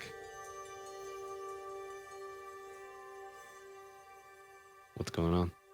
So I'm just gonna kind of saunter over slowly. Not like I'm like walking directly toward the bench, but kind of just like I'm just kind of heading in that direction and see that there's an open spot on the bench and then just kind of like slide into it. Don't even look at her, but I just go, Kaylin, what an unexpected surprise seeing you here.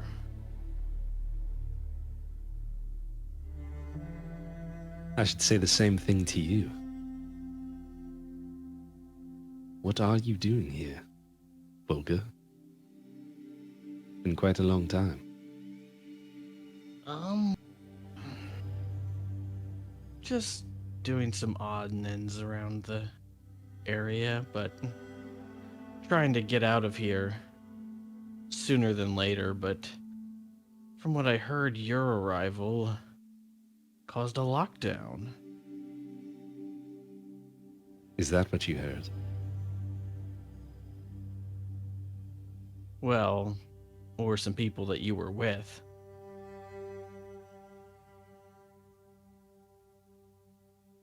Tell me, Volga,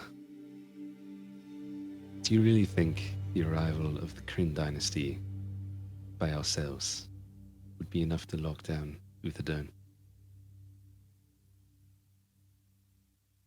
Surely you know better. It did catch me as a surprise, but at the same time, the fact that you're here is a pretty big surprise. Well, we are at war. Back when you were running jobs for me regularly, you know, there was the occasional skirmish. But we are in open war now. And when we came to Uthodurn seeking an alliance from the Diarchy,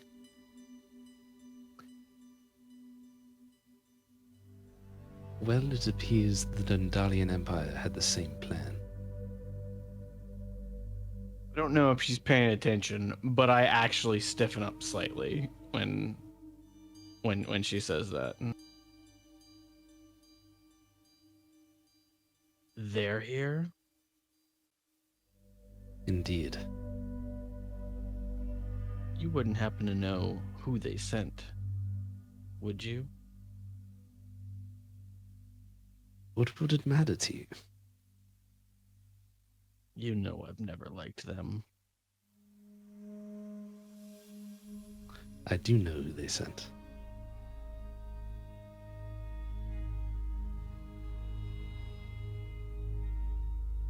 Care to share?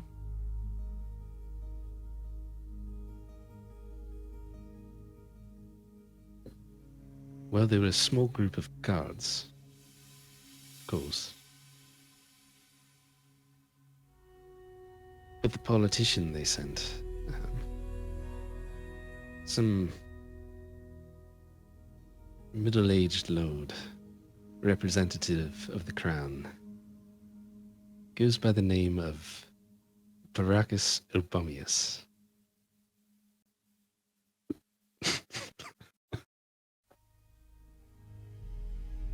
I've heard of that one.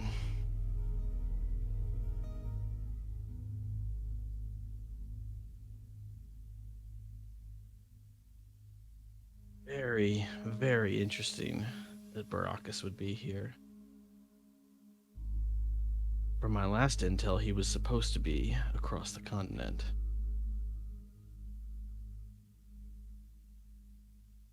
Have you been tracking this lord?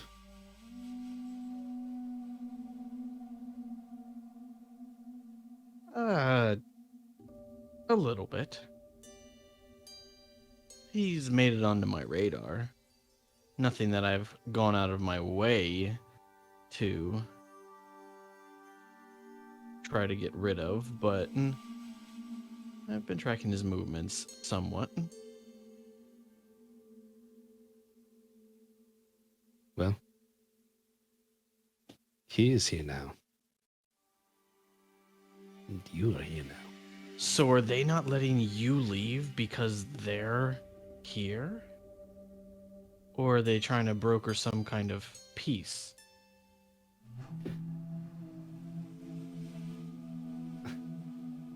The king is a paranoid type here. He is worried that the Dwendals will try to make use of their teleportation circles and send an entire army through. If just to get at the representatives from our Kryn dynasty. I'm sure he would be happy for us to leave at any moment. But our negotiations are not complete. Well, at least the negotiations weren't short.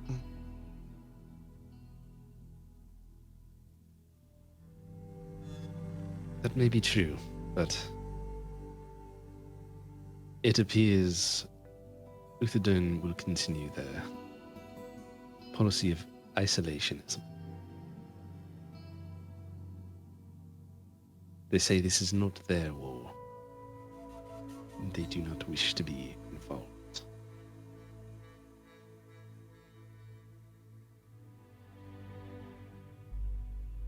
I mean, I can understand somewhat from their perspective, but at the same time, if they're so worried that the Dwendalians are going to bring an army here just to get at you, that should tell them what kind of people they are. They're not I worried agree. about you bringing people here, even though maybe they should. Well, they know us to be the honorable sort.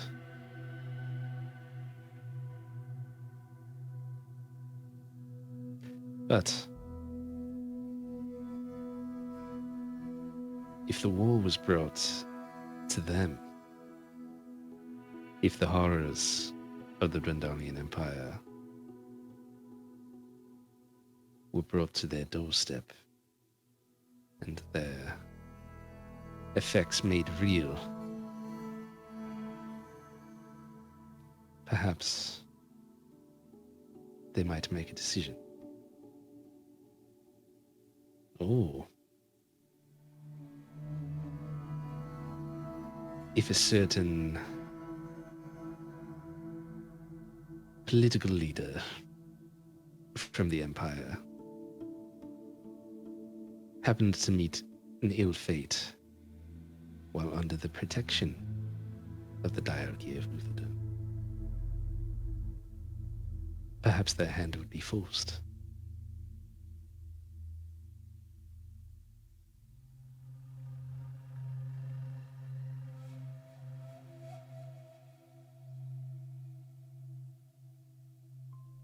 I do see what you're getting at here,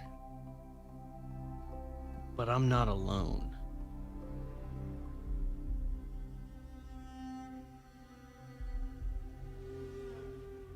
And it might complicate things slightly with my current mission.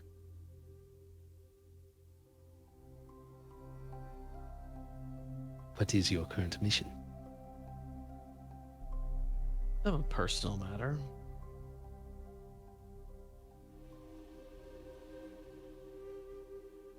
And I can't really get into that.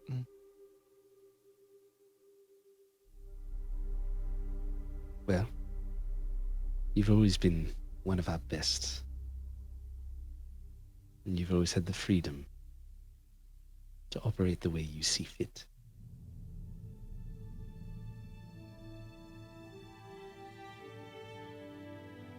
Put it bluntly,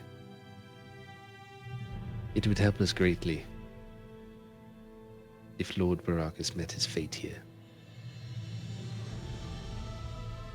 But And I know you. What kind of intel do you have? Because even if you didn't have somebody suited for this, we both know you were keeping an eye on any little things that you could pick up. what sort of intel are you looking for? Well, most likely, I have a way to leave either tonight or possibly tomorrow. Which means that if something were to happen, it would need to happen tonight. So do you have anything for me that might be useful in assisting that? Because if not, I probably don't have time to gather intel and try to eliminate him. Because as you know, with this lockdown, I don't have very many, like, this option isn't going to come again to leave.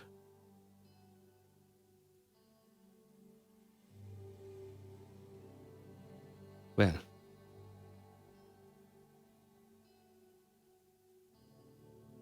are you saying if the opportunity arises, then you can take the job?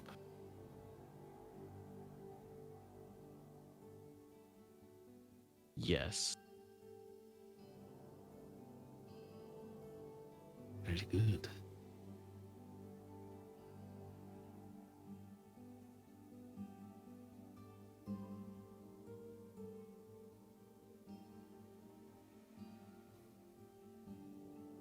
How's everyone doing tonight? I know it's late. Keep going. Well, I know you're going to say that. I need to take a stress nap, but besides that, I'm fine. Yeah. Oh my god. I'm good with it. Izzee, don't feel bad. Everyone understands that you have to wake up insanely early for work, so no one is going to hold it against you if you need to end. Oh, so we can leave it at a cliffhanger right here and be tortured for another week? The only thing I will say about that is, if you're worried about a cliffhanger, you know, Josh, regardless of whether we go for another 15 or 30 minutes, there's still going to be another He's right, you know.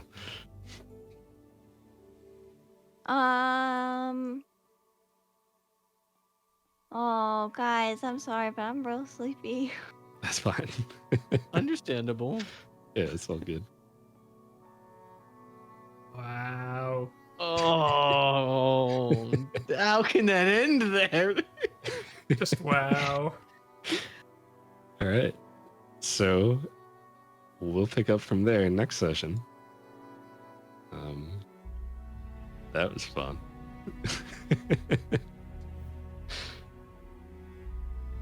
So, everybody, hope you had fun. I had fun. It's always a blast playing with these people. And if this is your first time here and you enjoyed yourself, you could catch up on past episodes over at youtube.com/JnJ Tabletop. We have an Ancient Relics and Hokey Religions playlist that has all of the videos that are on YouTube on there. If you want to go back and see episodes before the what I refer to as the mid-season finale, if you want to see episodes before that, you'll have to actually go on to anywhere you can find podcasts. Usually I say Spotify, and it will be Rare Drop Roleplay, and just look for the Ancient Relics and Hokey Religions episodes, because there are 2 different shows on that same title. So if you like us and you want to keep up with what we're doing, just do Command JnJ in chat. That'll bring you to the JnJ Tabletop LinkTree, which has all of our stuff all over the place there, and you could find us on YouTube at youtube.com/JnJ Tabletop, where we do weekly videos on tabletop RPGs and just give you tips on how you could make the most out of your games. If you want to catch up with these fine role players, we have Expo, Jay and Jake, Master Yoda _I_am, and Izzee, who's JnJ Tabletop. And yeah, we'll see you on the next one. Definitely have some fun stuff in store.